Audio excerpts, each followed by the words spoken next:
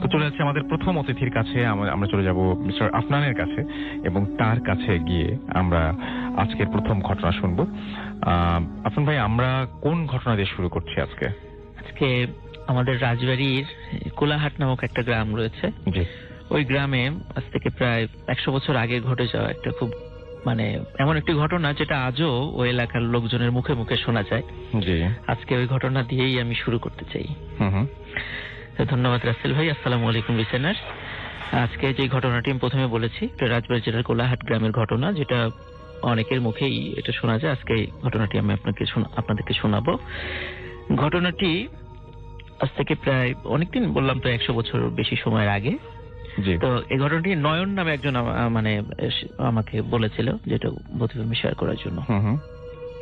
তো ওই সময়ে ওই এলাকায় একজন ধনাঢ্য ব্যবসায়ী ছিলেন। তো ওনার বিভিন্ন ধরনের বিজনেস ছিল। তো উনি চিন্তা করলেন যে এখন ওই যে আমরা সেই ব্রিটিশ পিরিয়ডে যে দালানগুলো দেখি, যে ছোট ছোট পোড়া ইট, তো উনি ওই ইটের একটা ভাটা দেওয়ার পরিকল্পনা করলেন, যে আমি একটা ইটের ভাটা দিব। তো উনি একটা অনেক প্রশস্ত একটি জায়গা বেছে নিলেন। ওই জায়গাতে উনি ইটের ভাটা তৈরি করার কাজ শুরু করে দিলেন। উনি যখন কাজ শুরু করে দিলেন, ইটের ভাটার কাজও শেষ হয়ে গেল এবং শ্রমিক নিযুক্ত করলেন। সবকিছু ঠিকঠাক, ইটের ভাটা আগুন দেওয়া হবে। কিন্তু সমস্যা বাঁধলো, ইটের ভাটাতে যখনই আগুন দেওয়া হয় আগুন আর ধরে না। অনেক চেষ্টা করা হচ্ছে কিন্তু কিছুতেই ইটের ভাটা আগুন ধরছে না। খুব একটা বিব্রতকর পরিস্থিতি। এরকম সপ্তাহ যায়, মাস চলে যাচ্ছে, বসিয়ে বসিয়ে তার অনেক কর্মচারী বেতন দিতে হচ্ছে, ইটের ভাটা আগুন জ্বলছে না। এটা খুবই একটা সমস্যায় পড়ে গেলেন। তখন এই সমস্যা থেকে উত্তরণের জন্য উনি একজন তান্ত্রিক গোছের এক লোকের পরামর্শ হলেন। তখন উনি বললেন যে তোমার ইটের ভাটা তো এইভাবে হবে না, তুমি একটা কাজ করো, একটা ছাগল বা একটা গরু বা ভেড়া, এটাকে জবাই করে আগুনের মধ্যে ফেলো, তারপর আগুন ধরাও, তাহলে আগুন ধরবে। কারণ উনি সেটাই করলেন। উনি একটি ছাগল বা ভেড়া বা এই টাইপের কিছু একটা উনি জবাই করে ইটের ভাটার মধ্যে ফেলেন এবং তখন আগুন ধরানোর চেষ্টা করলেন। তো রাসেল ভাই, আগুন ধরলো। মিনিট 5 থেকে 10-এর মধ্যেই নাকি আগুনটা আবার হঠাৎ করেই নিভে যায়। আচ্ছা। তো নিভে যাওয়ার পর আবার কিছুতেই চেষ্টা করে আগুন ধরাতে পারলেন না। তো আবার যখন ওই তান্ত্রিকের কাছে গেল, তখন বলল যে আসলে এই ছাগল বা গরু এগুলোর কাজ হবে না, একটা কাজ করো, সেটা হচ্ছে মৃত মানুষকে ওখানে নিয়ে আসো। আচ্ছা। যেভাবে পারো নিয়ে আসো কোন একটা মৃত মানুষকে। ওনারা চিন্তা করলেন যে এই মৃত মানুষ কিভাবে আনা যায়। তখন পরিকল্পনা করলেন। প্রিয় লিসেনার, শুধুমাত্র বাছাই করা ভয়ানক ঘটনা শুনতে ভিডিওটি না টেনে শেষ পর্যন্ত দেখতে থাকুন এবং প্রত্যেকটা ঘটনা শুনতে থাকুন। এই ভিডিওর মধ্যে আপনারা শুধুমাত্র বাছাই করা ভয়ানক ঘটনা শুনতে পাবেন। ভূতফিল্মের যত ভয়ানক ঘটনা আছে প্রত্যেকটা ঘটনা বাছাই করে প্রতিনিয়ত আমি এই ইউটিউব চ্যানেলে পাবলিশ করে থাকি, যাতে করে আপনারা খুব সহজে শুনতে পারেন। তাই বলবো, এখনো যারা এই চ্যানেলটি সাবস্ক্রাইব করেননি অবশ্যই চ্যানেলটি সাবস্ক্রাইব করে নেবেন। যারা অলরেডি সাবস্ক্রাইব করেছেন তাদেরকে আমি বলবো আপনারা এই চ্যানেলে ঘুরে আসবেন এবং পুরাতন এপিসোডগুলো উপভোগ করবেন, কেননা প্রত্যেকটা ঘটনাই কিন্তু বাছাই করা ভয়ানক ঘটনা। তাহলে চলুন এই ভিডিওর মধ্যে একটি লাইক দিয়ে আমরা প্রত্যেকটা ঘটনা শেষ পর্যন্ত শুনে আসি। যে সদ্য কবর হয়ে যাওয়া একটি লাশ ওনারা কবর থেকে নিয়ে আসবেন এবং এমন ভাবে নিয়ে আসবেন এবং কবরটা ঢেকে দিয়ে আসবেন যাতে করে কেউ কিছু বুঝতে না পারে। তো সত্যি রাতের অন্ধকারে ওনার কিছু বিশ্বস্ত লোক গিয়ে সদ্য কবর হওয়া একটি কবর থেকে একটি লাশ নিয়ে আসলেন এবং লাশটি নিয়ে এসে ইটের ভাটার মধ্যে দিয়ে ওই রাতেই আগুন ধরালেন আর কি। আচ্ছা। তো আগুন একদিনের মতো জ্বললো ওখানে। একদিন পরে আবার বিস্ময়কর হঠাৎ করে নিভে গেল। ঠিক যেমন বাতাসে মোমবাতি নিভে যায়, ঠিক এমন ভাবে হঠাৎ করে নিভে গেল আগুনটা। অনেক চেষ্টা করেও জ্বালানো যাচ্ছিল না। তো তখন আবার ওই তান্ত্রিকের যখন শরণাপন্ন হলেন ইটের ভাটার মালিক, তখন বললেন যে মৃত মানুষেও কাজ হবে না, এখানে জীবন্ত মানুষের প্রয়োজন। এখন জীবন্ত মানুষকে কিভাবে এখানে এনে ফেলবে, এটা তো একটা খুব কারণ প্রত্যেক মানুষের আত্মীয় স্বজন আছে, অনেক ব্যাপার স্যাপার সেখানে চলে আসবে, তো এগুলো জানাজানি হলেও সমস্যা। তখন উনি চিন্তা করলেন যে এই গ্রামে একটা পাগল আছে, নাম হচ্ছে মনা পাগল। তো এই পাগলটাকে এখানে কাজে লাগানো যাবে। তান্ত্রিক বলে দিয়েছিল যে এই মানে মানুষটার বয়স হতে হবে 30 থেকে 40-এর মধ্যে। আচ্ছা, বয়সটাও বলে দিয়েছিল। এই কারণে সমস্যা, যে যেন ব্যক্তিকে তো এখানে নিয়ে আসা যাচ্ছে না। তো চিন্তা করলেন এই মনা পাগলকে ছলে বলে কৌশলে যদি এখানে নিয়ে আসা যায়, তো ওর তো কোনো আত্মীয় স্বজন নাই, সুতরাং পাগলরা একদিন এখানে থাকে আর একদিন ওখানে থাকে। ওকে যদি কেউ দীর্ঘদিন নাও দেখে, কেউ জিজ্ঞাসাও করবে না পাগল কোথায় গেল, আমাদের কাজ তো হাসিল হয়ে যাচ্ছে। তখন ওনার কয়েকজন বিশ্বস্ত 4-5 জন লোক মনা পাগলকে বললো যে ও ইটের ভাটার ওখানে চলো, তোমাকে অনেক ভালো ভালো খাবার দিব। তো পাগল তো রাজি হয়ে গেল। সে তো অবহেলিত মানুষের বাসায় বাসায় যায় খাবার চায়, অনেকে দেয় না, দুর্ব্যবহার করে। চিন্তা করলো যে ভালোই তো, ওখানে গিয়ে যদি খাবার দেয়। আচ্ছা, তো রাতের বেলায় কাজটা ঘটেছে, টোটাল কাজটা রাতের বেলা করেছে, যাতে করে দিনের বেলা লোকজন না দেখে যে ওকে কারা নিয়ে যাচ্ছে, মানে সাক্ষী রাখবে না আর কি, এমন একটা অবস্থা। তো ওকে ইটের ভাটায় নিয়ে যাওয়া হলো এবং সব আগের থেকে সেট করা ছিল। ইটের ভাটার নির্দিষ্ট কিছু জায়গা থাকে, আমরা দেখেছি যে খড়ি বা কাঠখড় যেখানে মানে ভিতরে ফেলে আর কি, ওই জায়গায় নিয়ে গিয়ে ওকে ধাক্কা দিয়ে ভিতরে ফেলে দেওয়া হয় এবং পূর্ব পরিকল্পনা ভাবে সাথে সাথে আগুন ধরিয়ে দেওয়া হয়। তো আগুন দাও দাও করে জ্বলে ওঠে। ওই সময়ই জ্বলে ওঠার পরে ইটটা টোটাল পুড়তে যতদিন সময় লাগে, সুন্দরভাবে ইটের ভাটা আগুন জ্বলেছে, কোনো সমস্যা হয় নাই। ইটের ভাটা থেকে ইট বের করেছে, ইট বিক্রিও হয়ে গেল। সমস্যা বাঁধলো কিছু, মানে এই ইট যখন বিক্রি হয়ে গেল তারপর থেকে। তো এক লোক রাতের বেলা ফিরছিল বাসায়, তখন একা একা ফিরছিল, রাস্তার ধারে দেখে একজন লোক বসে আছে। তখন বললে, এই তুই কে রে? দেখে তো মনা পাগলের মতো মনে হয়, তুই কি মনা পাগল নাকি? বলে, হ্যাঁ আমি মনা পাগল। বলে, তুই এতদিন পরে কোত্থেকে আসলি? বলে, আসছি তো আমার খুব পানি পিপাসা চেপেছে, আমাকে একটু পানি দিতে পারবি? বলে, আমার কাছে তো এখন পানি নাই। তাহলে এদিকে আয়, দেখ আমার কি অবস্থা হয়েছে, খুব পানি পিপাসা চেপেছে। উনি কাছে গিয়ে ওই লোকটা দেখে যে মনা পাগলের সমস্ত শরীর ঝলসানো এবং শরীর দিয়ে ধোঁয়া উঠছে, মনে হয় যে সদ্য আগুনে পুড়ালে যা হয় আর কি, এরকম ধোঁয়া উঠছে। ওই দৃশ্য দেখে উনি ভয়ে ওখানে অজ্ঞান হয়ে পড়ে যান। তারপরে সকালবেলা যখন ওনার জ্ঞান ফেরে, তখন উনি লোকদেরকে বলেন যে রাতের বেলা মনা পাগলকে দেখলাম, ওর শরীরের এই অবস্থা। তখন যাই হোক, ঘটনাটা এইখানেই আপাতত শেষ। কিন্তু 3-4 দিন পর থেকে ওই যে ব্যক্তি মনা পাগলকে দেখেছিল, তার শরীরে অদ্ভুত রকমের ফোসকা পড়া শুরু করে। ঠিক যে মানুষের কোন শরীরের কোন অংশ পুড়ে গেলে যেরকম হয় আর কি, ওরকম ফোসকা পড়া শুরু করে।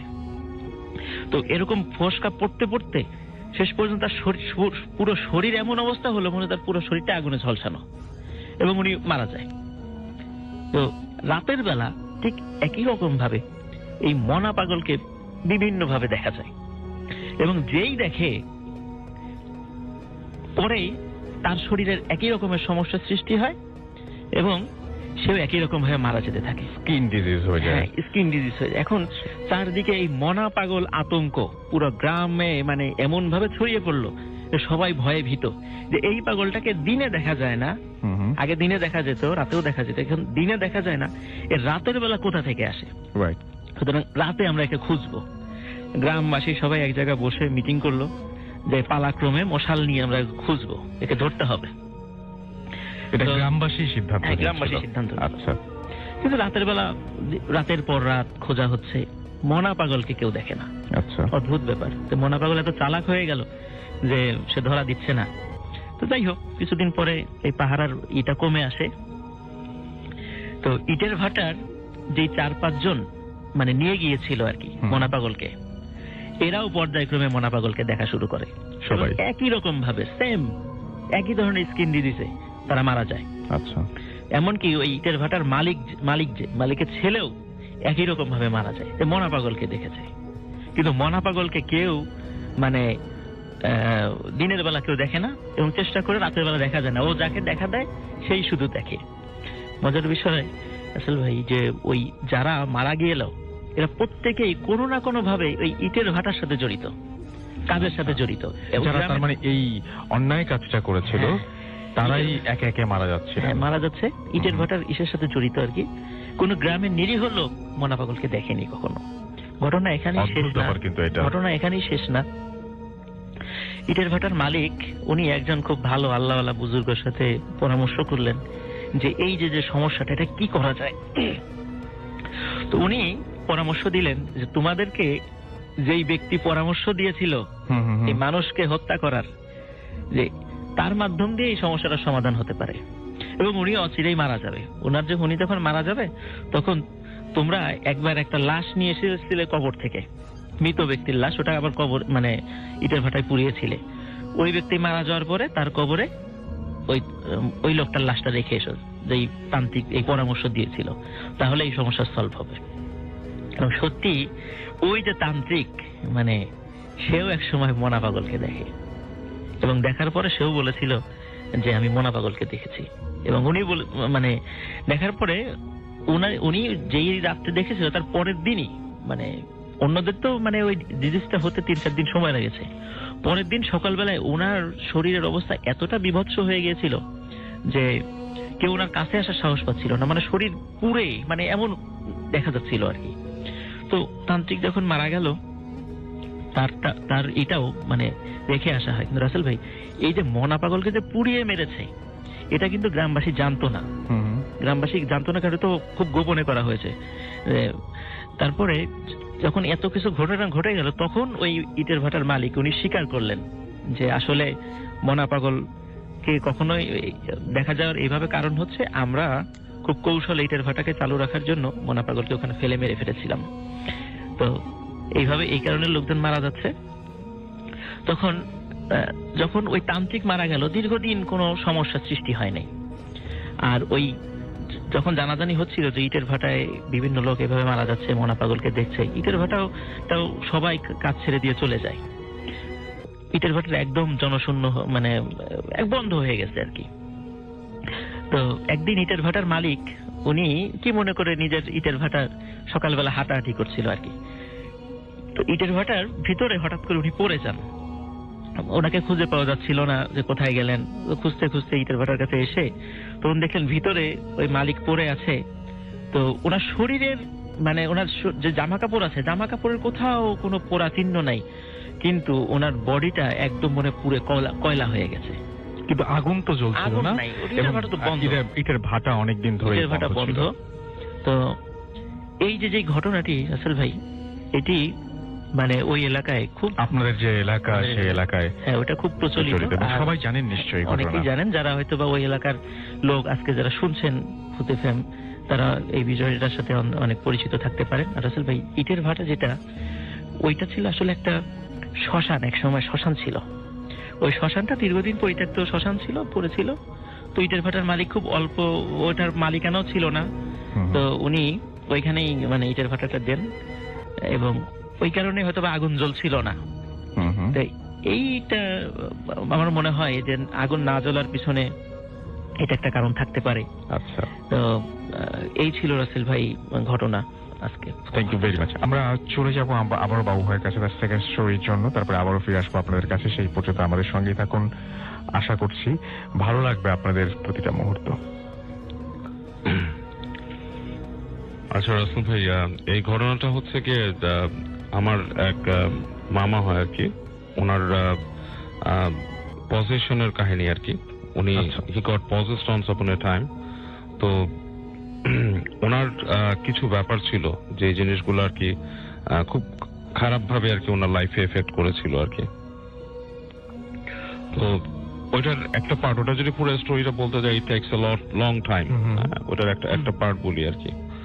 তো উনি তখন আপনার টিনেজ, একদিন সন্ধ্যার সময় উনি যাচ্ছিলেন গ্রামের একটা রাস্তা দিয়ে আর কি, খেলাধুলা শেষ করে আর কি। এবং ওই জায়গাটা আপনার একপাশে শ্মশান ছিল, তো ওখান থেকে আসতে হয় আর কি। তো শ্মশানের পাশ দিয়ে উনি যখন হেঁটে আসছেন সন্ধ্যার সময়, তো অন্ধকার হয়ে গেছে, প্রায় এরকম একটা সময় দেরি হয়ে গেছে বাসা আসতে আসতে। তো উনি হঠাৎ করে তাকিয়ে দেখে যে শ্মশানের উপরে, ঠিক ওই যেখানে নাকি আপনার কিছু জিনিসপত্র রাখা থাকে আর কি, ভস্য, ওখানে একটা মহিলা বসা, কালো রঙের একটা মহিলা বসা, এবং তার সাদা একটা শাড়ি পরা, সে সারা শরীরে, এবং তার মানে আর কি অনেকে যোগিনী টাইপের বলে আর কি, সেরকম। তো যখন উনি তাকায় দেখেন যে মহিলাটার চোখটা বেশ হলুদ টাইপের, এবং মানে হলদেটে টাইপের আর কি, বেশ বড় বড় হলদেটে টাইপের, এবং ওনার দিকে তাকিয়ে একটা হাসি দেন আর কি। এবং উনি যখন নাকি দ্বিতীয়বার তাকান মহিলাকে দেখতে পান না, এবং তারপর থেকে ওনার ভেতর অনেক অ্যাবনর্মাল কিছু আচরণগুলো চলে আসে আর কি। এবং এই অ্যাবনর্মালিটি গুলা খুব খারাপ পর্যায়ে আর কি। যেমন উনি ঘুমের মধ্যে কথা বলতো তখন, মানে উনি যখন রাতে ঘুমায় থাকতেন হঠাৎ করে দেখা যেত যে রুমের মধ্যে শব্দ হচ্ছে কিছু টুকটাক টুকটাক, এবং লাইক ফিস ফিস ফিস ফিস করে কথা বলতো কারোর সাথে। এবং এই জিনিসগুলো এমন ব্যাপকভাবে হয়েছিল যে আসলে ওনার আশেপাশে যারা থাকতো তারা বেশ বেশ মানে ভয় পেয়ে যেত ব্যাপারটাতে, বেশ বদার্ড ফিল করতো। মানে লাইক আপনার একটা রুমের মধ্যে যদি কেউ শুয়ে থাকে এবং আপনি ফিল করতেছেন হঠাৎ করে যে রুমের দরজার মধ্যে খুটখুট খুটখুট করে শব্দ হচ্ছে এবং যে শুয়ে আছে সে ফিস ফিস করে কথা বলছে, এরকম মানে ব্যাপারগুলো যখন ঘটে তখন বেশ মানে জিনিসটা ভয়ঙ্কর মনে হয়। যাই হোক, এরকম করে তার অনেক সময় হয়ে যায় আর কি, বেশ সময় চলে যায়। এবং একটা পর্যায়ে এসে ওনার এক্সোরসিজমের কিছু ব্যাপার চলে আসে। তো ওনাকে একজন পীর সাহেবের কাছে নেওয়া হয়, তিনি তাকে একটা আপনার তাবিজ দেন, তাবিজটা গলায় রাখতে বলেন, বলে যে এই তাবিজটা গলায় রাখতে। তো উনি তখন বলতো আর কি ওই সময়টাতে যে এই তাবিজটা যখন গলায় রাখি, ওই যে জিনিসটা মানে কেউ একজন তার কাছে আসে এবং রাতের বেলা তাকে ফিস ফিস করে বলে জানলার কাছ দিয়ে যে তুমি এই তাবিজটা খুলে রাখো, তাবিজটা খুলে রাখো, নাহলে আমি ঢুকতে পারছি না। তো উনি ওই তাবিজ গলায় থাকা অবস্থায় তার মাথার ভেতরে ইগুলা ঠিক থাকতো আর কি, মানে কনসিয়াসনেসটা ঠিক থাকতো, উনি খুলে রাখতেন না। হ্যাঁ, আচ্ছা। বাট উনি মানে ভেতরে এক ধরনের আকর্ষণ অনুভব করতেন কথা বলার আর কি, সামথিং লাইক দ্যাট। তো এরকম একটা সময় একদিন ঝড় বৃষ্টির রাতে, বেশ ঝড় হচ্ছে তখন, আপনার রাতে দেখা যেত আর কি যে ঝড় আসলে গাছপালা ছিল অনেক, এরকম হয়। এবং তখন বিটিভি দেখার সময় আর কি, তো অ্যান্টেনা লাগানো থাকতো গাছে, দেখা যাচ্ছে রিসিপশন ভালো আসছে না। তো উনি এরকম একটা সময় হেঁটে চলে যান ওখানে আপনার সেই অ্যান্টেনাটা নামানোর জন্য। আচ্ছা। তো যখন উনি গাছে উঠছেন অ্যান্টেনা নামানোর জন্য, তখন ওনার গলায় তাবিজ ছিল না। এবং এক পর্যায়ে ধরেন লাইক 10 মিনিট পরে সে ফিরে আসে। তখন ফিরে আসে তার সারা শরীরে কাদা টাদা লাগানো।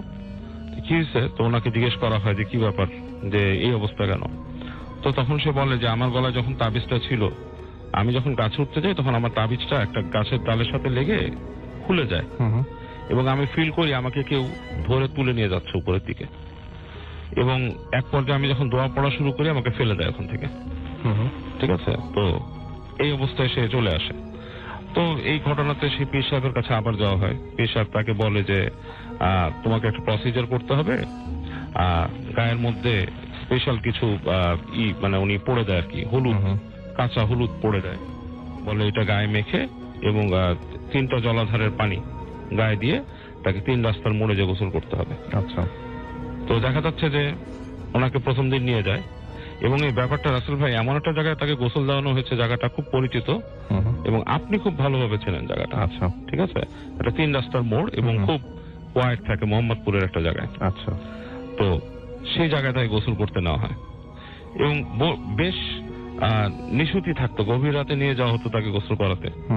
এবং একদিন গোসল করানো হলো। দ্বিতীয় দিন যখন তাকে গোসল করতে নিয়ে যাওয়া হচ্ছে, ওখানে অনেক কুকুর কোন জায়গা থেকে জমা হয়েছে এবং ঘেউ ঘেউ ঘেউ ঘেউ করতেছে, মানে ভয়ঙ্কর রকম। মানে তার সাথে গিয়েছিল 2জন মানুষ গোসল করার, তাকে নিয়ে গেছিল ওখানে। প্রচন্ড কুকুরের ঘেউ ঘেউতে মানে ভয় ধরে যাওয়ার মতো অবস্থা। এবং তারপরে কিন্তু দ্বিতীয় দিন তাকে গোসল করিয়ে নিয়ে আসা হয় ওখান থেকে। এবং তৃতীয় দিন যখন যাবে তখন সে আর যায় না ওইখানে। আচ্ছা। সে গোসল করতেই যাবে না, এবং মানে যাওয়াই হলো না তার, মানে সে যাবেই না। তৃতীয় দিনে গোসলটা তার হলোই না ওখানে। তো এরপরে অংশটার মধ্যে কিছুটা আমাদের বাসায় ইনভলভ আছে। আচ্ছা। তো ওনাকে নিয়ে আসা হয় আমাদের বাসায়, আসার পরে রাখা হয়। তো তখন ওই অঞ্চলটা বেশ নীরব থাকতো আর কি। এখন যেমন অনেক বিল্ডিং হয়ে গেছে, উঁচু উঁচু বিল্ডিং, তখন সব একতলা বাড়ি, খুব দুই একটা আছে, একতলা দোতলা বাড়ি আছে, আর সব একতলা বাড়ি। তো এরকম সময় একটা ঘরে, আমাদের বাসাটা মিলাদের ঘর ছিল আর কি, তো ওখানে রাতে থাকতে দেওয়া হলো। তো যখন থাকতে দেওয়া হয়েছে উনি ফিস করে বলতেছেন আমাকে যে এই রুমে আমাকে থাকতে নিষেধ করা হয়েছে, এই রুমে আমি থাকতে চাই না। তখন কিন্তু তাবিজটা নাই ওনার সাথে, সামহাউ হি লস্ট তাবিজ ওই যে গাছের সাথে লেগে। তো বলতেছে এই রুমে আমাকে থাকতে নিষেধ করা হচ্ছে, আমাকে বলা হচ্ছে ওই যে ডাইনিং রুমটা কর্নারে ওখানে থাকতে। হ্যাঁ, তো জিনিসটা আমি ছোট আমি নিজে শুনতেছি, আমার কাছে বেশ সিরি লাগতেছে তখন যে এই ঘটনাটা উনি বলতেছে যে তাবিজ নাই বা ওনাকে রাখতে হচ্ছে, এটা কেমন একটা হাস্যকর ব্যাপার মনে হচ্ছে আমার কাছে যে এই রুমে থাকতে নিষেধ। মানে ব্যাপারটা আমার কাছে কোয়াইট বিলিভেবল মনে হচ্ছে না। যাই হোক, তো তারপরও আমি এটা মেনে নিলাম। মেনে নেওয়ার পর বলে আমি আমার আম্মুকে বললাম যে উনি এরকম বলতেছে, ওনার সাথে নাকি কি আছে, এরকম রাতে ওনাকে থাকতে নিষেধ করে এখানে। তো বললো যে না, তাকে ওই রুমেই রাখতে হবে। তো ওই রুমেই আমরা তাকে রাখছি। তো কি হলো রাসেল ভাই, রাতের বেলা দ্যাট ওয়াজ ওখানে শোয়ার পর গভীর রাত বাজে 12টা-1টা এরকম সময় জাস্ট উঠানের মধ্যে একটা লাইট জ্বলতেছে। তখনকার সময় আপনার ওই যে নর্মাল বাল্ব ইউজ করতাম আমরা সবাই, হ্যাঁ, ফিলামেন্ট দেওয়া যে বাল্ব। এর মধ্যে উনি হঠাৎ করে বলতেছে যে ও আসছে, আশপাশ থেকে ঘুরতেছে, আচ্ছা, রুমে ঢুকতে পারছে না। তো শুনতেছি ওনার কথা, এবং ওনার কথা শুনে আমার কাছে গা শিরশিরানি লাগতেছে, মনে হচ্ছে যে আসলে কি কিছু আসছে এরকম। বাট এরকম সময় রাসেল ভাই, মানে এটা মাই ওন এক্সপিরিয়েন্স, যে দরজার মধ্যে ধুম করে কেউ কিল মারলো, এবং মানে কিলটা হচ্ছে একটু জোরে কিল মারার মতো একটা জিনিস। এবং এই কিলের শব্দ শুনে ওই রুম থেকে আমার আম্মা উঠে গেল যে কি ব্যাপার, কে কিল মারছে, দরজার মধ্যে এরকম সাউন্ড করলো কে। দরজা খোলা হলো, পুরো উঠানটা নিশ্চুপ, কেউ নাই, শুনশান। এবং আমাদের বাসার চারপাশে প্যারাফিট ওয়ালটা ছিল প্রায় 12 ফিট উঁচু। এরকম সময় কারো বাসার ভেতরে ঢুকে ওই দরজায় কিল মেরে বেরিয়ে যাওয়া সম্ভব না, দ্যাটস নট পসিবল। ঠিক আছে, সম্ভবই ছিল না। তো খুব আশ্চর্য একটা ব্যাপার। উনি তখন আমাকে বলতেছে ও আসছিল, ও চায় না যে আমি এখানে থাকি, ও চায় যে আমি কর্নার রুমটায় থাকি, এবং এই কারণেই এরকম ব্যাপার ঘটছে। এবং পরবর্তীতে উনি আবার চলে যায়, তখন ওনার এই জিনিসটা মানে ছেড়ে যায়নি। ওনার বাসায় ওনাদের যে বাসা ছিল সেটা হচ্ছে ঢাকারই মিরপুরের যে কোনো একটা জায়গায়, ওখানে আমি বেড়াতে যাই। এবং আমি নিজে উনি যেখানে থাকতো সেখানে দেখছি যে ঠিক পায়ের কাছ থেকে একটা মানুষের মতো অবয়ব রাসেল ভাই, it's like 8 to 10 feet tall, হেঁটে 8 ফিটের মতো লম্বা হবে প্রায়, হেঁটে ঠিক পায়ের কাছ থেকে আসতেছে। এবং আমি বুঝতেছি যে একটা রুমের ভেতরে একটা আলো থাকে, সেখানে পুরো একটা জমাট বাঁধা মানুষের সমান, মানুষের মতো একটা আকৃতি হেঁটে আসতেছে, এসে পায়ের কাছ থেকে আসতেছে এবং পাশে আসতেছে। এবং জাস্ট বিছানার কাছে যখন আসে আমি নিজে ভয় পাই, আমি ডাক দিলে ওনাকে উঠিয়ে দেয়। হ্যাঁ, উনি উঠে যায়। উনি উঠে গেলে ওনাকে মানে তখন নাই কিছু। এরকম 2-3বার যখন হয়, তৃতীয়বার আবার আমি দেয়ালের পাশে যে শুই। এবং তৃতীয়বার কিন্তু আমি যখন দেখি ঠিক অনেকক্ষণ পর আবার সেই আকৃতিটা আসে, এসে ওনার উপরে ঝুঁকে যায় এবং তারপর নাই। এবং এই পজিশনের শেষ যেটা হয় সেটা হচ্ছে পরবর্তীতে একজন ভদ্র মহিলা, সে একটা মিডিয়া আর কি, সে ইজ লাইক মানে মিডিয়া বলে যেটাকে, যে তার কাছে নিয়ে আসে, সে কিছু জিন এসে ছাড়ায়, তার কাছে জিন আসে ছাড়ায়। এবং এই ছাড়ানোর সময়টার মধ্যে কিছু মানে ব্যাপার স্যাপার ঘটে, যেটা নাকি খুবই এক্সট্রাঅর্ডিনারি ব্যাপার, যেটা আমার চোখে আসলে আমি এর আগে মানে এক্সপিরিয়েন্স করি নাই, বা আমি এখন পর্যন্ত এটা কোনো লজিক্যাল এক্সপ্লেনেশন পাইনি রাসেল ভাই। কারণ তার যে জিনটাকে যখন বোতলে ভরা হয়, সে বোতলটা মাটি থেকে 3-4 ফিট উপরে শূন্যে লাফাচ্ছিল, এবং আমার উইথ মাই বেয়ার আইজ আমি সেটা দেখছি। আমার নিজের চোখে দেখা সেটা জিনিসটা। এবং খুবই মানে স্ট্রেঞ্জ এবং উইয়ার্ড একটা জিনিস। এবং সে বোতলটাকে যখন তাকে জিন ঢুকানোর চেষ্টা করা হয়, বোতলটা প্রথমবার ছিটকে যায়, প্রায় 4-5টা রুম পার হয়ে ঠিক বাথরুমের সামনে, যে বাথরুমের যে লো কমোড সেটা পাশে ভেঙে চুরমার হয়ে যায়। আচ্ছা, হাউ ইজ ইট পসিবল আমি জানি না। এবং পরবর্তী ঘটনা যেটা, যে ওনাকে ওই সময় ছাড়ানো হয়, ছাড়ায় ওনাকে অনেকটা করে দেওয়া হয়। রিসেন্ট ধরেন বছর 2 আগে ওনার সাথে আমার দেখা হচ্ছিল আবার। আচ্ছা, তো ওনাদের বাসায় আমি গেছিলাম, তো ওনাকে আমি বলতেছিলাম যে আপনার মনে আছে আপনার যে এরকম পজিশন ছিল তখন? উনি বলতেছে যে কোথায়, আমার তো কোনো পজিশন ছিল না, সম্পূর্ণ জিনিসগুলো ওনার কাছে লাইক মেমোরি থেকে চলে গেছে। তো ওনাকে বলতাম যে এরকম জিনিস তো নাই। তো ওনাকে আমি তারপরে বললাম, তো উনি হাসছে, উনি আবার মিটিমিটি হাসছে। আমি বললাম মিটিমিটি হাসার কি আছে, নিশ্চয়ই কিছু আপনারা এখনো ফিল করেন। বলে আচ্ছা তাহলে তোকে আমি একটা রিসেন্ট ঘটনা বলি। ঠিক আছে? বলে যে আমার সাথে এখনো আজব আজব কিছু কিছু জিনিস ঘটে যায়। যেমন ওনার কিন্তু মনে আছে কিন্তু উনি সব স্বীকার করছে না, it's like a mysterious thing. উনি বলতেছে যে রাতের বেলা আমি ময়লার যে ব্যাগটা নিয়ে নিচে নামি এবং 4 তলার থেকে নিচতলায় যে আমি ব্যাগটা রেখে আসি নিচতলায়।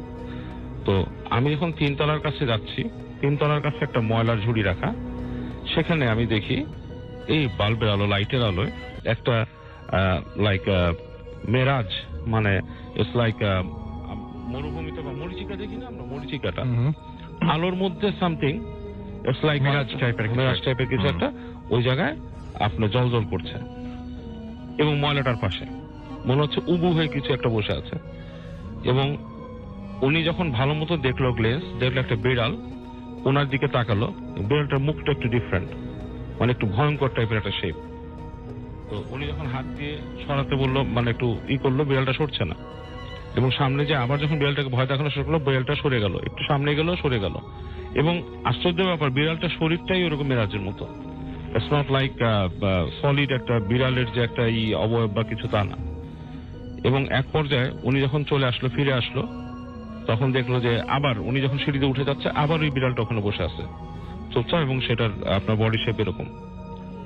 এবং এখনো নাকি অন্ধকারে ওনার বিছানা আশেপাশে কিছু ছায়া ঘোরাফেরা করে উনি যখন থাকেন। বাট এইটার পরবর্তী যে উনি লজিক এক্সপ্লেনেশন গুলা, সেটা কিছু উনি কিন্তু বলে না, জাসমিন মানে সে ডিসক্লোজ করে না ব্যাপারটা নিয়ে। ঠিক আছে? তা আমি মনে করি যে হয়তো ওই জিনিসটা ওনাকে ছেড়ে যায়নি পুরোপুরি। ওকে, থ্যাংক ইউ। আমরা চলে যাব আমাদের পরবর্তী অতিথি। নতুন একজন অতিথি আছেন, তবে তার আগে আরো একজন অতিথি যিনি আমাদের একটু আগে ঘটনা বলেছিলেন, সেকেন্ড অতিথি আর কি। আমরা তার কাছে আরেকবার যাব এবং তার কাছে আরো একটা ঘটনা শুনবো। আপনার নামটা প্লিজ একটু বলবেন, তারপর আপনার ঘটনা যাবো আমরা। জি, হ্যালো রাসেল ভাইয়া, আমি আদনান আবার বলছি। তো এই ঘটনাটি আমার নিজের সাথে ঘটা। অ্যাকচুয়ালি ঘটনাটি ঘটে 2015 নভেম্বর, 4 নভেম্বরে। জি। তো আমাদের একটা আর কি ছোটখাটো ব্যান্ড ছিল আর কি, মাত্র নতুন, এখনো আর কি পুরোপুরি হয়নি। তো ব্যান্ডটা করার পরই আমরা ফার্স্ট শো পাই। তো শো এর জন্য সবাই আমরা অনেক এক্সাইটেড যে ফার্স্ট শো, এবং একটু ঢাকার বাইরে ছিল শোটা। জি। তো আমরা আর কি শোটার আগে প্র্যাকটিস করার জন্য এক প্র্যাকটিস প্যাডে যাই আর কি, লক্ষ্মীবাজার। তো ওখানে আর কি তখন যেহেতু সিজন ছিল প্রোগ্রামের, তো প্যাড প্রায় অলমোস্ট বুকিং ছিল। তো আমরা আর কি দেখলাম যে রাতের শিফট খালি। তো আমরা রাতের শিফট নিলাম যে আচ্ছা সমস্যা নাই, আমরা রাতের শিফটে করবো। তো রাতে শিফট করতে করতে আর কি প্রায় 11:15 মতো বাজে, 11:30 মতো।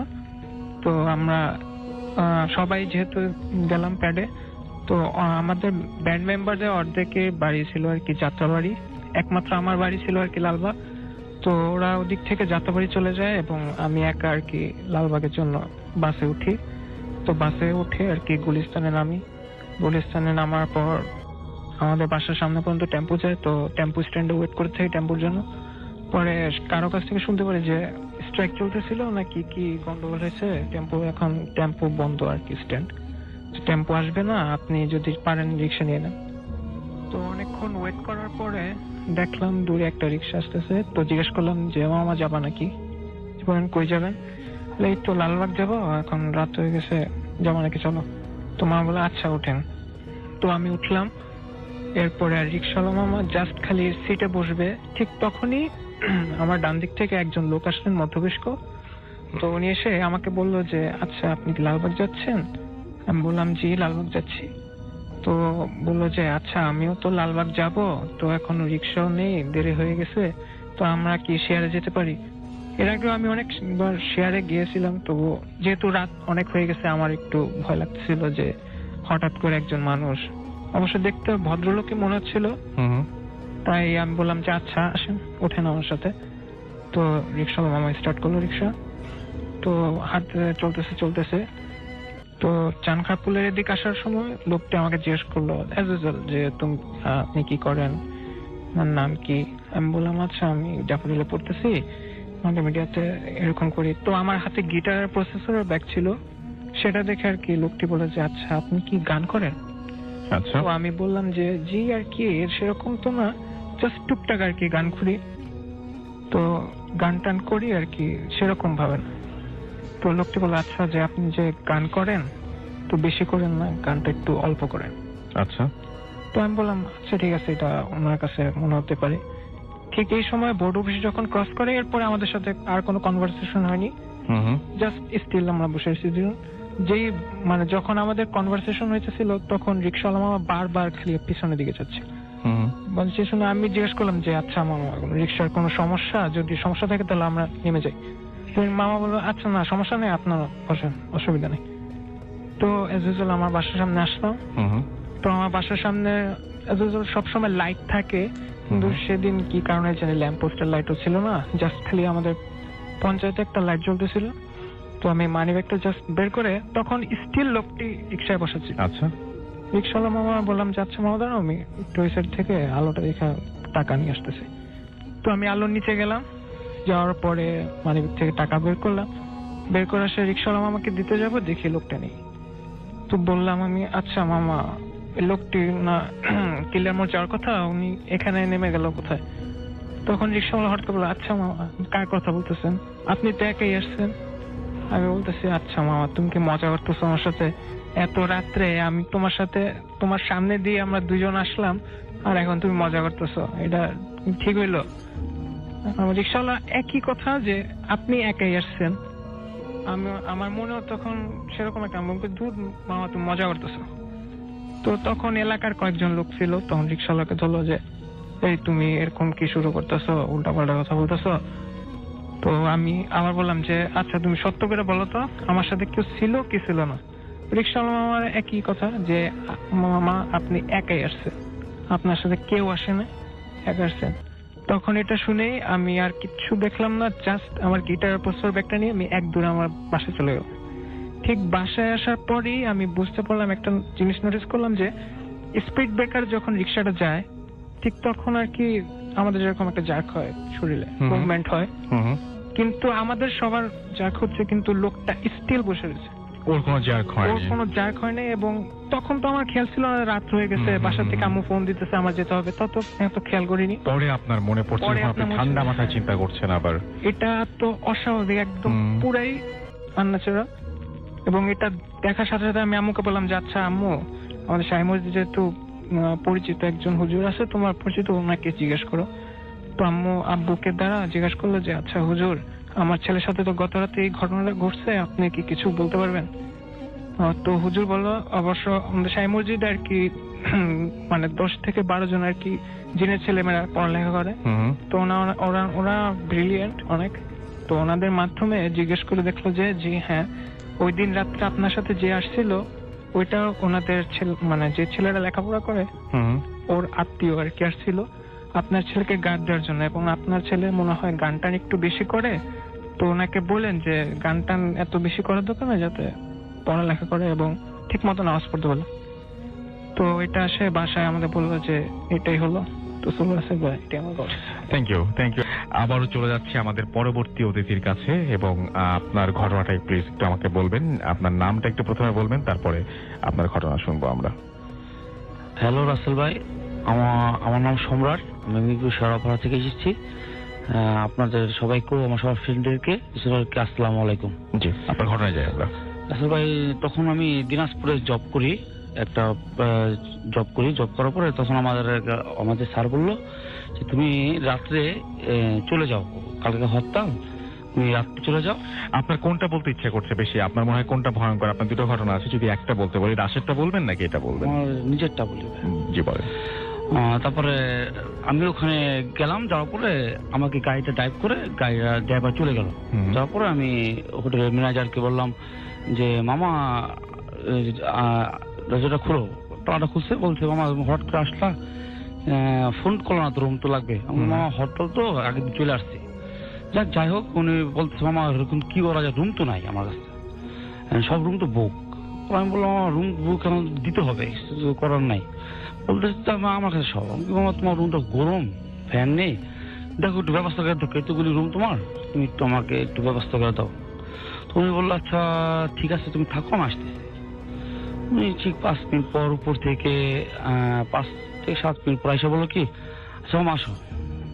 তারপরে আমাকে একবারে রুমের কর্নার একটা রুম, ও রুমটা আমাকে দিল, দেওয়ার পর বলছো মামা তুমি ওয়াশরুমে যাও না, তুমি ওয়াশরুমে গেলে এখানে ওয়াশরুমে একটু প্রবলেম আছে, মানে প্রবলেম বলতে পানি জমে যায় এরকম একটা বোঝাইলো আমাকে।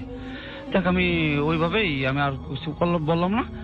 আর ঢোকার সাথে সাথে আমার জানি কিরকম একটা শরীরটা একটু ভার লাগতেছে, একটু আগে আমার ওরকম লাগেনি। যাক পরে চলে গেল, আমি কি করলাম, আমি ওদিনকার মোবাইলও কিছু দেখলাম না, কেমন একটা ঘুম ভাব, আমি হঠাৎ কেমন ঘুমায় গেলাম। ঠিক কিছুক্ষণ পর হঠাৎ মনে হইলো যে আমার দরজাটা খুলে গেল, খুলে বাইরের আলোটা আমি বুঝতে পারতেছি, একটা কে জানি এসে হাড়িটা আমার পায়ের সামনে আসলো, সেটাও আমি বুঝতে পারতেছি। কিছুক্ষণ পরে আমার খাটের উপরে খাড়াইলো, খাড়ানোর পরে আমার খাটটা লড়তেছে, আমি ক্লিয়ার বুঝতে পারতেছি আমার খাটটা লড়তেছে, মানে এত কি মানে আমার ভয় শেষ।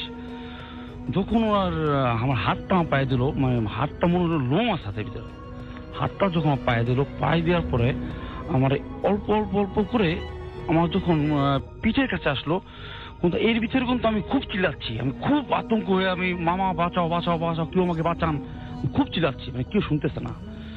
যখন আমাকে এইভাবে মাথার উপরে চাপ দিয়ে মাথা ধরে রাখলো, আমি বুঝতে পারতেছি না, হঠাৎ লা ইলাহা ইল্লাল্লাহ মুহাম্মদ রাসূলুল্লাহ মনে পড়ার পরে শরীরটা হালকা হয়ে গেল। জি, হালকা হওয়ার পরে আমি একটু বসলাম, উঠলাম, উঠার পরে দেখলাম কি দরজা সব ঠিক আছে, সবকিছু ঠিক আছে।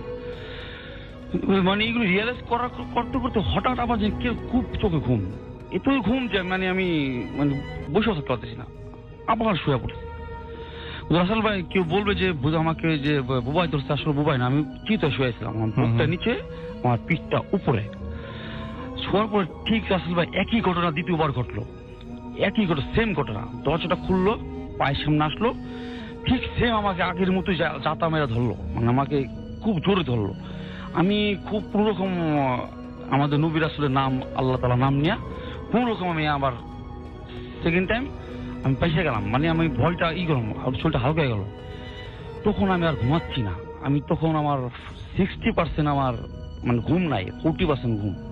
তখন আমি কি করব, আমি মানে ঘুমাচ্ছি না, আমি চিন্তা করতেছি দুইবার কি হইলো, এই তো ভয় লাগতেছে যে আমি যে হোটেল থেকে বেরোচ্ছি না বলতে হোটেলটা বেরোয় ওর কাছে গেলেও আমার অনেক সময় লাগবে, অনেকটা ডিফারেন্স। তখন আমি কি করব আচ্ছা ভাই, ওই অবস্থায় তৃতীয়বার আমার সেম ঘটনা ঘটলো, কিন্তু তৃতীয়বার তখন আর আমার পায়ে হাত দিল না বা কিছু করলো না, শুধু আমার 4-5টা ঘুরতেছে, আমি ক্লিয়ার দেখতেছি তাকে, একটা অভয়ারণ্য, একটা ছায়া, আমি একদম ক্লিয়ার দেখতেছি, যার কোনো ভুল নাই। কারণ আগের 2 বেলা আমি একটু ভুলও দেখি, তৃতীয়বার কোনো ভুল নাই, কারণ ওখানে আমি জাগ্রত, মানে 60% আমি জাগা। যাক যখন ঘুরতে ঘুরতে হঠাৎ আমার মাথার সামনে এসে খাড়াইলো, আমি বুঝতে পারতেছি আমার মাথার সামনে কি একটা কালো ছায়া ধারা রয়েছে, আমার মাথায় হাত দিবে, আমিও মনে করতেছি যে আমি কিছুই মানবো না, আমি এখন বিছানা থেকে লাফ দিব, উঠে যাবো, খাড়াই যাবো।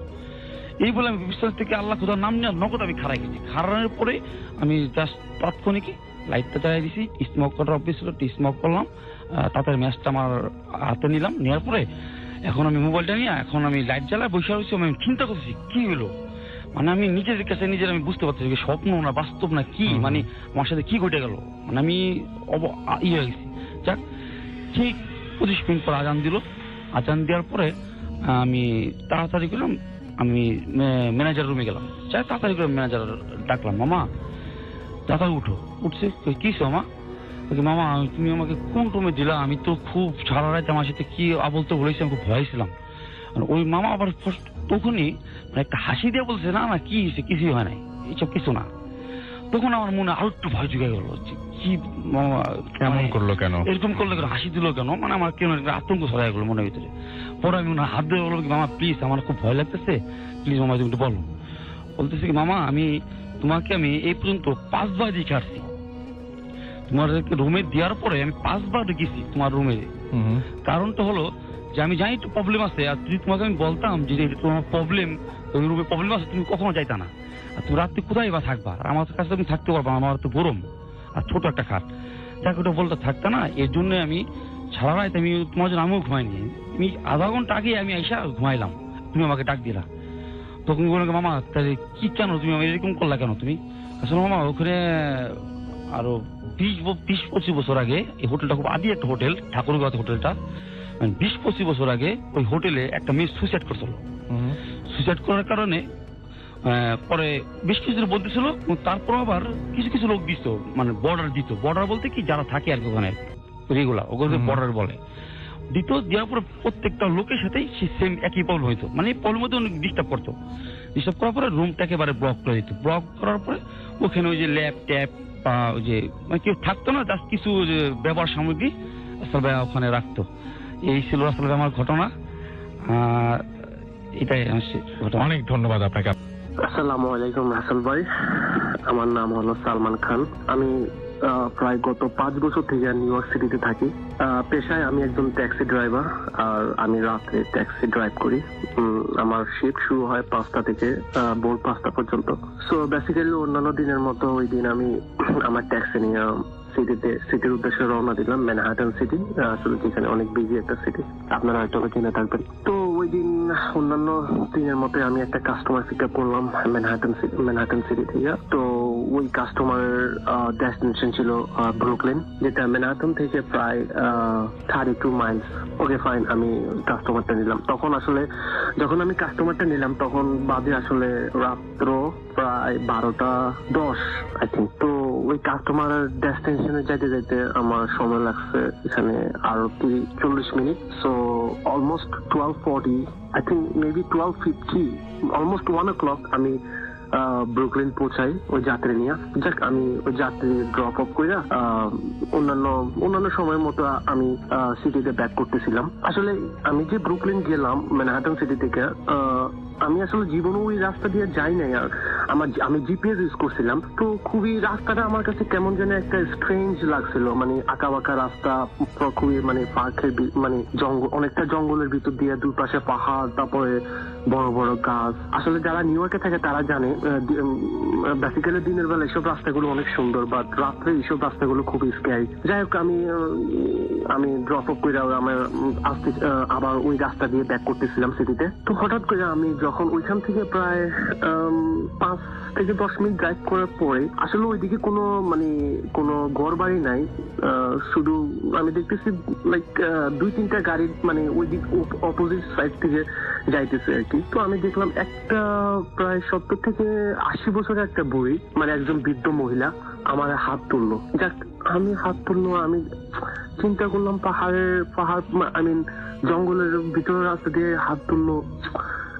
আমি কেমন একটা কনফিউশন। তারপরও আবার আমি থামলাম, কারণ এখানে আবার আমি যে টিএলসি ট্যাক্সি চালাই, আমি ড্রাইভ করি, এখানে হলো আপনার ওই যে টিএলসিতে কেউ যদি কমপ্লেন করে তাহলে আমার $200 ফাইন। আচ্ছা যাই হোক, আমি ওই ফাইনের রিকভার করার জন্য আমি আবার ভাবছি হয়তো ওই বই আমার কমপ্লেন করলে সমস্যা আছে। যাই হোক, আমি ওই বৃদ্ধ মহিলাটাকে আমি নিলাম। যাক, আমি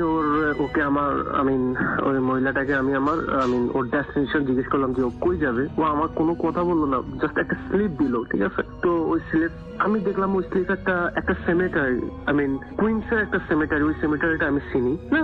আমি শক, ও এত রাত্রে একটা সেমেটারিতে যাইবে। আমি যাই হোক, আমি আর ওরা কিছু জিজ্ঞেস করলাম না, আমি সেমেটারির উদ্দেশ্যে রওনা দিলাম। আমি আমার জিপিএস এর সেমেটারির অ্যাড্রেসটা ইন করলাম। যাই হোক, আমি যাইতেছি। বাট রাসেল বয়, একটা জিনিস কি আমি দেখতেছি, আমার লাইক অন্যান্য দিনের মতো আমার রাস্তাই লাইক শেষ হইতেছে না। আমি যত যাইতেছি, যত সময় যাইতেছে, আমার মনের ভিতরে মানে কেমন জানি করতেছে, লাইক সামথিং রং। একে তো অনেক রাত্র হয়ে গেছে অলরেডি, আমার রাস্তায় মানে মনে যেন শেষ হইতেছে না। যাক, এক পর্যায়ে আমি লাইক সেমেটারের পাশেই একটা ইয়েতে থামলাম, করলাম, আমি আমার মিটারের টাইম আপ করলাম। বাট মিটারের টাইম আপ করলাম, লাইক 10 সেকেন্ড হয়ে গেল, পিছন থেকে কোনো সাড়া পাইতেছি না, মানে টাকা পে করতেছে না। আমার প্রায় $35 মতো বিল আসলো। আসল ভাই, আমি এখনো মানে আমি পিছনে, আমি যখন লুকিং গ্লাসে আমি যখন কাঠটা মোড়ে আমি দেখলাম ওই বৃদ্ধ মহিলাকে আমার গাড়িতে নাই। বাট বিশ্বাস করেন রাসেল ভাই, আমি এই ওরে নেওয়ার পর থেকে আমি একটু থামি নাই, কারণ রাত্রে তো ট্রাফিক ছিল না। আমি পুরো চলার মানে হাইওয়ে ধরে আমি পুরো চলতি অবস্থায় ছিলাম, একটু থামি নাই। ইভেন ও যে মানে আমার গাড়ি থেকে বের হলো, তারও কোনো আমি শব্দ পাইলাম না। লাইক কোনো একটা গাড়ির যখন ডোর ক্লোজ করে একটা শব্দ হয়, আমি ওই শব্দটাও পাইলাম না। আমার হাত পা কাঁপা শুরু হয়ে গেছিল অলরেডি। আমি কি করবো, একই তো একটা সেমেটারি, আমি তার পাশেই দেখতেছি একটা মানে খ্রিস্টানরা একটা চার্চ আর কি, ওইখানে আমি দেখতেছি মানে বাতি জ্বলতেছে। আমি ডিসমিস না পেয়ে আমার ট্যাক্সি ওইখানে রাইখা আমি ওই যে চার্চে আমি মানে একটা দৌড় দিলাম। আমি ওইখানে যাই, আমি ওইখানে চার্চের যে ফাদার ছিল আমি সব মানে আমি এখনো মানে বুঝিয়ে বললাম যে এই ঘটনা আমার সাথে কি আমি জানি না। ও পরে কি করব, আমি আসলে এখনো সেই করতেছি। ওই ঘটনার কথা মনে পড়লে আমার স্টিল এখনো আমার গায়ের লোম মানে দাঁড়ায় যায়। আমি পরে আমি ওদেরকে আমার সিচুয়েশনটা বুঝা বলছি। পরে ওইখান থেকে চার্চটা থেকে একটা ওদের যে টেক কেয়ার করে যে চার্চটা আমি আসলে কি করব বুঝতে পারতেছি না। পরে চার্চ আসলে বুঝতে পারছিল যে ফাদার ছিল, আমারে বলছে যে আসলে তোমার গাড়িতে যে বসছিল ও আসলে কোনো বৃদ্ধ মহিলা ছিল না, ও আসলে ছিল দ্যাট ওয়াজ সামথিং এলস। যখন আমি বুঝছি যে আসলে এটা কি ছিল, আমি জীবনেও কল্পনা করিনি রাসেল ভাই আসলে নিউ ইয়র্ক সিটির মতো এমন একটা শহরে এরকম কিছু একটা করতে পারে আমার সাথে। যাই হোক রাসেল ভাই, পরে ওই চার্চ থেকে আমাকে একটা টেক কেয়ার ওই কোন একটা লোক আমাদের পাঠায় মানে আমার বাড়ির উদ্দেশ্যে আমারে সেফ প্লেসে আমারে পৌঁছাই দিছিল। বাট আমি জানি না আসলে কি হয়েছিল ওই দিন আমার সাথে। আমি আজও আমার ওই দিনকার মানে ওই দিনের কথা মনে পড়লে আমি মানে ঘুমাইতে পারি না কি হয়েছিল আমার সাথে। যাই হোক রাসেল ভাই, এটাই ছিল আমার ঘটনা। Thank you so much. নামটা প্লিজ একটু বলবেন, তারপর আপনার ঘটনা শুনবো আমরা। হ্যালো লিসনার্স, আমি মোহাম্মদ আতিকুর রহমান, এসেছি কুমিল্লা থেকে। আমি eastern medical college and hospital, আমি ইস্টার্ন মেডিকেল কলেজে 5th ইয়ারে পড়ছি। আচ্ছা, আপনার ঘটনায় যাই তাহলে। আমরা কি হসপিটালের ঘটনা দিয়ে শুরু করতে পারি তো না? হ্যাঁ, শিওর। ওকে, তাহলে আমরা ঘটনায় চলে যাই। আচ্ছা, আমার প্রথম যে ঘটনাটি আমি শেয়ার করতে চাই সেটি আমার এক ফ্রেন্ডের কাছ থেকে নেওয়া। ফ্রেন্ডের নাম হচ্ছে তানভীর। সে আমাকে ঘটনাটি শেয়ার করে। একটা প্রাইভেসির কারণে আমি মেডিকেল কলেজটির নাম বলতে চাচ্ছি না, যে কোনো একটি পাবলিক মেডিকেল কলেজ ছাত্রাবাস। ফার্স্ট ইয়ারে এক স্টুডেন্ট ভর্তি হয়েছিল। তো আমরা জানি যে ফার্স্ট ইয়ারে অ্যানাটমি পড়তে হয়, যেখানে মানুষের স্কেলেটন নিয়ে পড়তে হয়। তো ছেলেটি একাই থাকতো হোস্টেলে। তার যে সিনিয়র ভাই ছিল রুমমেট হিসেবে, সে থাকতো বাসায়, প্রায় সময় বাসায় থাকতো। তো একদিন সে রাতে একাই স্টে করছিল হোস্টেলে। আর সে যখন বোনস সেটটি নতুন কিনে নিয়ে আসে, সেটা আগে কখনো কোনো স্টুডেন্ট পড়েনি, সদ্য রেডি করা বোনস সেট। তো সে একটা বক্সের মধ্যে তার বোন সেটটি তার ব্যাডের নিচেই রেখে দেয়। মাঝরাতে তার ঘুম ভেঙে যায়। বোন সেটটিকে মনে হচ্ছে বক্স সহ কেউ নাড়ছে। আচ্ছা।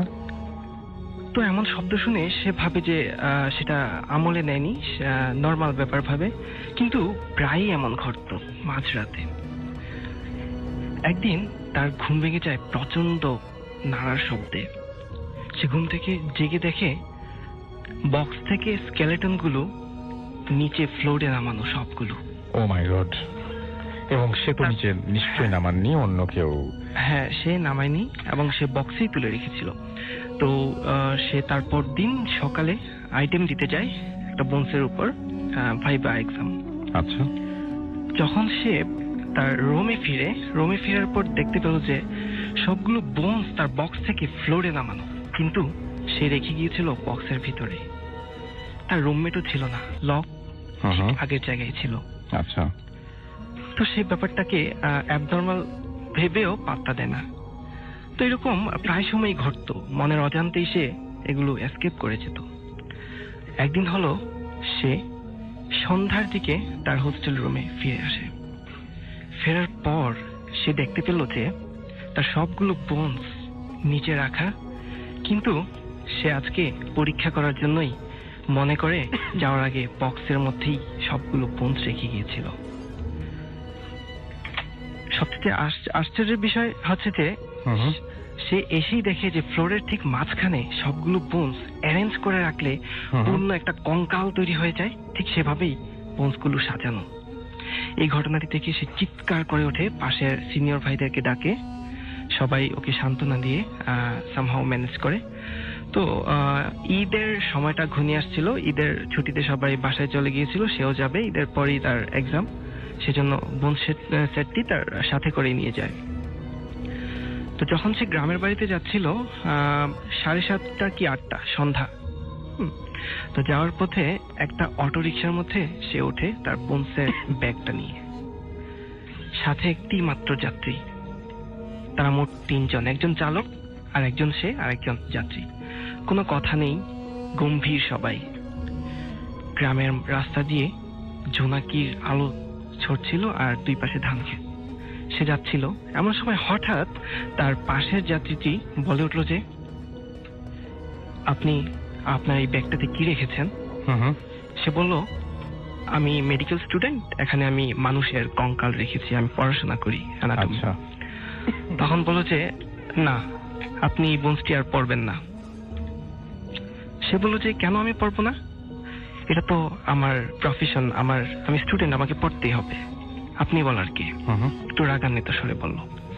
তো লোকটি বলল যে, বেশি কথা বলতে পারবো না, বললাম যে পড়বেন না, ব্যাস। তো সে এটাতে ভয় পেয়ে যায়। বাসায় যাওয়ার পর সে বোনস নিয়ে স্টাডি করে। যখন সে হোস্টেলে ফিরে তখন দেখতে পেল যে তার 2টা বোনস মিসিং। তো বাসায় খবর দেওয়ার পর সব জায়গায় খুঁজেও তার 2টা মিসিং বোনস বাসায় কোথাও পাওয়া গেল না। তো সে স্টাডি করছিল। তারপর দিন ক্লাসে যখন যায়, সে ক্লাস থেকে এসে দেখে সবগুলো বোনস আগের মতোই একটা পূর্ণাঙ্গ স্কেলেটন তৈরি করা ফ্লোরের মধ্যে। আচ্ছা, শুধু ওই 2টা বোনস মিসিং। তো সে এবার আর ঠিক থাকতে পারে না, অনেক চিৎকার করে প্রচন্ড ভয় পেয়ে যায় এবং সবাইকে ডাকে। এই ঘটনা নিয়ে তোলপাড় হয়ে যায় হোস্টেলে। সবাই মিলে সিদ্ধান্ত নিল যে মসজিদের ইমাম, পার্শ্ববর্তী যে মসজিদ, ওখানকার ইমামকে খবর দিবে। তো ইমামকে খবর দেওয়ার পর, ইমামের নাম ছিল আব্দুল হাই, ইমামকে খবর দেওয়ার পর ইমাম বলল যে, যেহেতু এই কঙ্কালটি নিয়ে এমন হচ্ছে, আপনি একটা কাজ করেন, এটাকে মাটিতে কবর দেওয়ার মতো করে সামথিং পুঁতে দেন, এটা আপনি নতুন একটা সেট নিয়ে নেন। তো রাসেল ভাই, একটা কথা বলে রাখা ভালো যে সেই যে বোন সেটটি নেয় সেটা নিয়েছিল ওই মেডিকেল কলেজেরই ডোম, যারা লাশ কাটে, ওর কাছ থেকে কিনেছিল। আগে সেটা কখনো কেউ পড়েনি। তো ইমাম সাহেবের কথা অনুযায়ী সে বোনসটিকে সিদ্ধান্ত অনুযায়ী সে মাটির নিচে গর্ত করে কবরের মতো করে পুঁতে দেয়। তারপর থেকে আর কোনো সমস্যা হয়নি। এটাই ছিল রাসেল ভাই আমার ঘটনা। Alright, thank you very much. আমরা চলে যাব আমাদের পরবর্তী অতিথির কাছে। আপনার নামটা প্লিজ একটু বলবেন, তারপর আপনার ঘটনায় যাব আমরা। আরেকবার প্লিজ একটু বলতে হবে আপনাকে। হ্যালো এভরিওয়ান, আমি মারুফ শুভ, মিরপুর থেকে এসেছি। জি, আপনার ঘটনা শুনি। জি রাসেল ভাই, থ্যাংক ইউ আমাকে আবার ডাকার জন্য। আজকে আপনাদের সাথে আমি যে স্টোরিটা শেয়ার করব, এটা আমার ফ্রেন্ডের কাছ থেকে স্টোরিটা আমি কালেক্ট করেছি। এই ঘটনাটা ঘটেছে জামালপুরের জেএফসিও কলোনিতে। তো আমার ফ্রেন্ডরা ওই কলোনিতে থাকে আর আমার ফ্রেন্ডের মা ওই কলোনির হসপিটালে জব করে। আর এই ঘটনাটা ঘটেছিল রাসেল ভাই ওই হসপিটালের নাইট গার্ডের সাথে। তো ওই হসপিটালের একেবারে পিছে একটা কবরস্থান আছে। ওই কবরস্থানটার মধ্যে তাদেরকেই কবর দেওয়া হতো যাদের আসলে কোনো রিলেটিভ নাই। এই টাইপের লোকদেরকে, এলাকার এই টাইপের লোকদেরকে ওই মানে কবরস্থানে মানে করা হতো, কবর দেওয়া হতো। তো ওই কবরস্থানটা নিয়ে অনেক ধরনের ঘটনা ছিল। এর জন্য ওই হসপিটালে রাতের বেলা 2টা গার্ড ডিউটি করতো। তো যেই গার্ডের সাথে এই ঘটনাটা ঘটেছে তার নাম হচ্ছে হাসান। তো তার সাথে যে ছিল সে 1 উইকের মানে ছুটিতে ছিল। তো তাকে একাই ডিউটি করতে হচ্ছিল। তো ফার্স্টের 2 দিন কোনো প্রবলেম হয়নি। তো একদিন রাতের বেলা সে তার রুমেই বসেছিল। তো বাইরে থেকে মনে হলো কেউ তাকে তার নাম ধরে ডাকছে। তো সে সাথে সাথে বের হয়ে গেল, রুম থেকে বের হয়ে বাইরে গিয়ে দেখলো, চারদিকে খুঁজলো, কোনো জায়গায় কাউকে পেল না। তো সে আবার তার রুমে ব্যাক করে।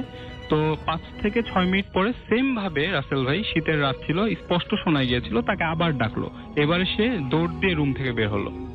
বের হয়ে দেখলো যে মানে কেউ কি তাকে ডাক দিয়ে চলে যাচ্ছে নাকি, এর জন্য সে দৌড়ে রুম থেকে বের হয়ে গেল। বের হয়ে দেখলো যে কে, পরে দেখলো সেম ভাবে কিছুই নাই ওইখানে। তো ওই দিন রাতের বেলা রাসেল ভাইয়ের কোনো ঘটনা হয়নি, মানে ঘটনা ঘটেনি। তো এর থেকে 1 থেকে 2 দিন পরে উনি রাত তখন 1:30টার মতো বাজে। তো হসপিটালের আশেপাশে সে হাঁটছিল। তো এর মধ্যে সে একটা সাউন্ড পেল যে কবরস্থানের মধ্যে থেকে কি মনে হচ্ছিল যে কোনো বাচ্চা মেয়ে কাঁদছে। তো এই সাউন্ডটা পাওয়ার পরে সে কবরস্থানের মানে সামনে যাওয়া শুরু করলো। সামনে যখন সে কবরস্থানের গেটের সামনে গেল, সে মানে কান্নার সাউন্ডটা থেমে গেল। তখন সে একটু ভয় পেয়ে গেল রাসেল ভাই, কান্নার সাউন্ডটা থেমে যাওয়ার পরে। তো কান্নার সাউন্ডটা থেমে যাওয়ার পরে সে ব্যাক করছিল তার রুমে। তো সে যখন ব্যাক করছিল তখন কান্নার সাউন্ডটা আবার স্টার্ট হলো। এবারে সে ভয় পেয়ে সে দৌড়াতে চাইলো।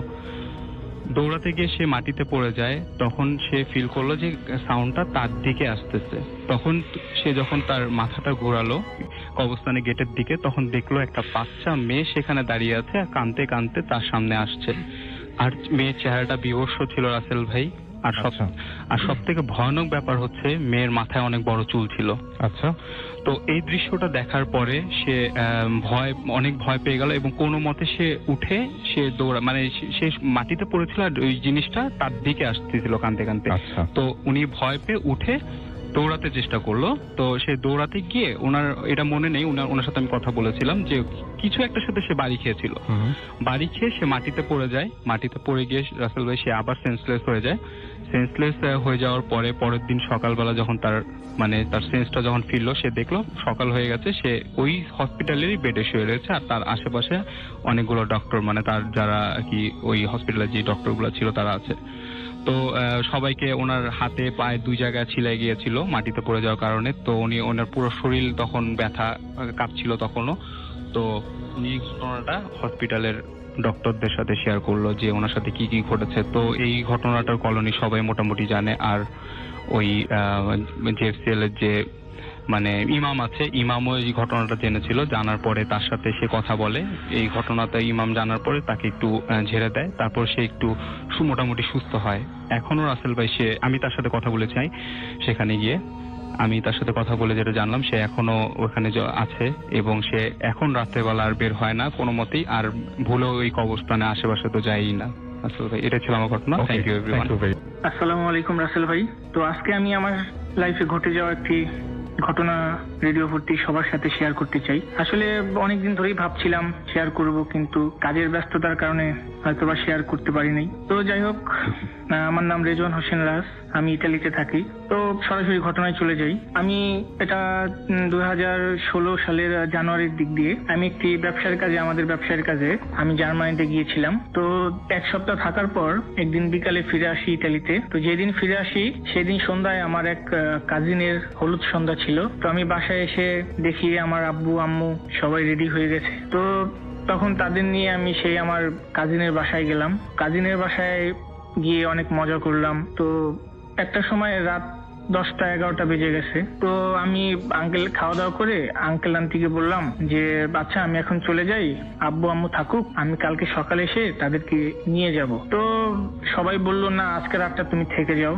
আমি বললাম না, আমি এমনিতে অনেক টায়ার্ড, আমি অনেক জার্নি করে এসেছি, তো আমি চলে যাই, কালকে সকালে চলে আসবো। তো সবার কাছ থেকে বিদায় নিয়ে আমি চলে আসলাম। তো আমি গাড়ি ড্রাইভ করতেছি। তো 5-10 মিনিট যাওয়ার পর হঠাৎ করে দেখি আমার গাড়ির সামনে কোথা থেকে যেন একটি বিড়াল এসে পড়লো। তো আমি তাড়াতাড়ি করে গাড়িটা ব্রেক করলাম, ব্রেক করে নেমে দেখার চেষ্টা করলাম আসলে কি। কিন্তু মজার ব্যাপার হচ্ছে আমি নেমে দেখি সেখানে কিছুই নেই। তো আমি ভাবলাম হয়তো বা আমি টায়ার্ড, এত জার্নি করেছি, সো অত মাথা না ঘামিয়ে আমি আবার গাড়িতে উঠলাম। গাড়ি উঠে আবার গাড়ি চালাচ্ছি। তো একটা সময় খেয়াল করি যে আমার পিছনের সিটে বসে কেউ জোরে জোরে নিঃশ্বাস নিচ্ছে। তো জোরে জোরে নিঃশ্বাস নিচ্ছে। তো একটা সময় খুব গরম অনুভূতি হলো আমার কাছে। তো গরম অনুভূতি আমি লুকিং গ্লাসে তাকিয়ে দেখি, দেখার চেষ্টা করলাম যে পিছনে কেউ আছে কিনা। তো দেখি যে কেউ নেই। তখন ভাবলাম হয়তো আমার হ্যালোসিলেশন হচ্ছে, বাসায় গিয়ে ফ্রেশ হয়ে ঘুমালেই সবকিছু ঠিক হয়ে যাবে। তো আমি বাসায় আসলাম, বাসায় এসে ফ্রেশ হলাম। তো দেন ঘুমানোর জন্য বিছানায় গেলাম। তো হঠাৎ করে ঘুমিয়ে পড়েছি। তো ঘুমানোর 5 থেকে 10 মিনিট পরে অনেক জোরে একটা শব্দ আমার ঘুমটা ভেঙে গেল। তো শব্দটা এরকম ছিল যে জোরে দরজা যদি কেউ লাগিয়ে দেয় সেরকম। তো আমি জাস্ট চেক আউট করার জন্য ঘুম থেকে উঠে আমি দেখলাম যে কি সমস্যাটা কি। তো বেরিয়ে দেখি আমার বাথরুমের লাইট জ্বলছে। তো আমি একটা সময় চিন্তা করলাম লাইট জ্বলছে অথচ আমি তো লাইট বন্ধ করে তারপর ঘুমাতে আসছি। আবার পর মুহূর্তে ভাবলাম হয়তো বা তাড়াহুড়ার কারণে লাইট অফ করি নাই। তো আমি আবার লাইটটা অফ করে আমার রুমে চলে আসলাম। তো চলে আসার পর ঘুমানোর জন্য আবার প্রস্তুতি নিচ্ছি। হঠাৎ করে 3 থেকে 4 মিনিট পর আমি একটা স্মেল পেলাম। সেটা হচ্ছে কিরকম আপনাকে বলি, ইলিশ মাছ ভাজলে যেরকম একটা ঘ্রাণ আসে ঠিক সেরকম। তো আমি ভাবলাম যে এত রাতে কে ইলিশ মাছ ভাজতেছে। তো আপনাকে একটা কথা বলে রাখি রাসেল ভাই, আমরা যে অ্যাপার্টমেন্টে থাকি সেটা হচ্ছে দোতলা, 4টা ফ্ল্যাট। উপরে 2টা ফ্ল্যাটে ইটালিয়ান থাকে, আর আরেকটা ফ্ল্যাটে আমরা, আরেকটা ফ্ল্যাটে এক ফ্যামিলি থাকে, পাকিস্তানের এক ফ্যামিলি। তো ওরা স্বাভাবিকভাবেই মাছটা একটু কম খায়। তো আমি জাস্ট ভাবতেছিলাম যে কি সমস্যা, কি এত স্মেল। তো পরে নোটিস করলাম যে না, আমাদের যে কিচেন রুম সেখান থেকেই আপনার স্মেলটা আসতেছে। তো আমি ভাবলাম বাসায় কেউ নেই, আমি একা। ও আরেকটা কথা বলে রাখি রাসেল ভাই, আমি যেই আঙ্কেল আন্টির বাসায় গিয়েছিলাম তাদের ছেলের অনুষ্ঠানে, তো সেখানে আমি এই ইলিশ মাছ দিয়ে খাবার খেয়েছিলাম, ডিনার করেছিলাম। তো ইলিশ মাছটা আমার খুব প্রিয়। তো হয়তোবা তখন ভাবতেছিলাম যে না, আমি ইলিশ মাছ খেয়েছি সেই জন্য হয়তোবা এরকম আমার কাছে লাগতেছে। কিন্তু না, দেখি আস্তে আস্তে স্মেলটা কিরকম যেন তীব্র হয়ে উঠছে। তো আমি দেখার জন্য উঠতেছি। তখন বলে রাখি জানুয়ারিতে আপনার ইউরোপের যে কান্ট্রিগুলো সেখানে প্রচন্ড শীত থাকে। তো অটোমেটিকলি আমি ওই জিনিস চিন্তা করে আমি ঘামতেছিলাম। তো একটা সময় আস্তে আস্তে আমাদের বাসার যে কিচেন রুম সেখানে গিয়ে দেখি কিচেনের লাইট অন। তো আমি ভাবলাম কিচেনের লাইট অন, দরজাটা হালকা একটু আপনার বন্ধ করা ছিল। তো হঠাৎ করে মানে আমি যে এরকম একটা সিচুয়েশনে পড়বো আমি কখনো চিন্তা করি না। ইনফ্যাক্ট আমি কেন, এই পৃথিবীর কোনো মানুষের পক্ষে সম্ভব না যে এই জিনিসটা দেখা। তো আমি যেটা দেখলাম যে আমাদের কিচেনের যে টেবিলটা ছিল, তো আমার দিকে মুখ ফিরিয়ে অন্যদিকে মুখ করে কে যেন বসে আছে এবং কিছু একটা খাইতেছে। তো আমি ভাবলাম কে বা কি। তো আমি হঠাৎ করে বললাম এই কে। তো যেটা আমি দেখলাম রাসেল ভাই, দেখলাম আমার দিকে ঘুরলো। তো একদম ঠিক আমি ওখানে বসা, তো তার হাতে আপনার বড় একটা ইলিশ মাছ ভাজা, সে খাইতেছে। এই জিনিসটা দেখার পরে আমি কি করব মানে আমি বুঝতে পারতেছিলাম না। আমাকেই আমি দেখতেছি।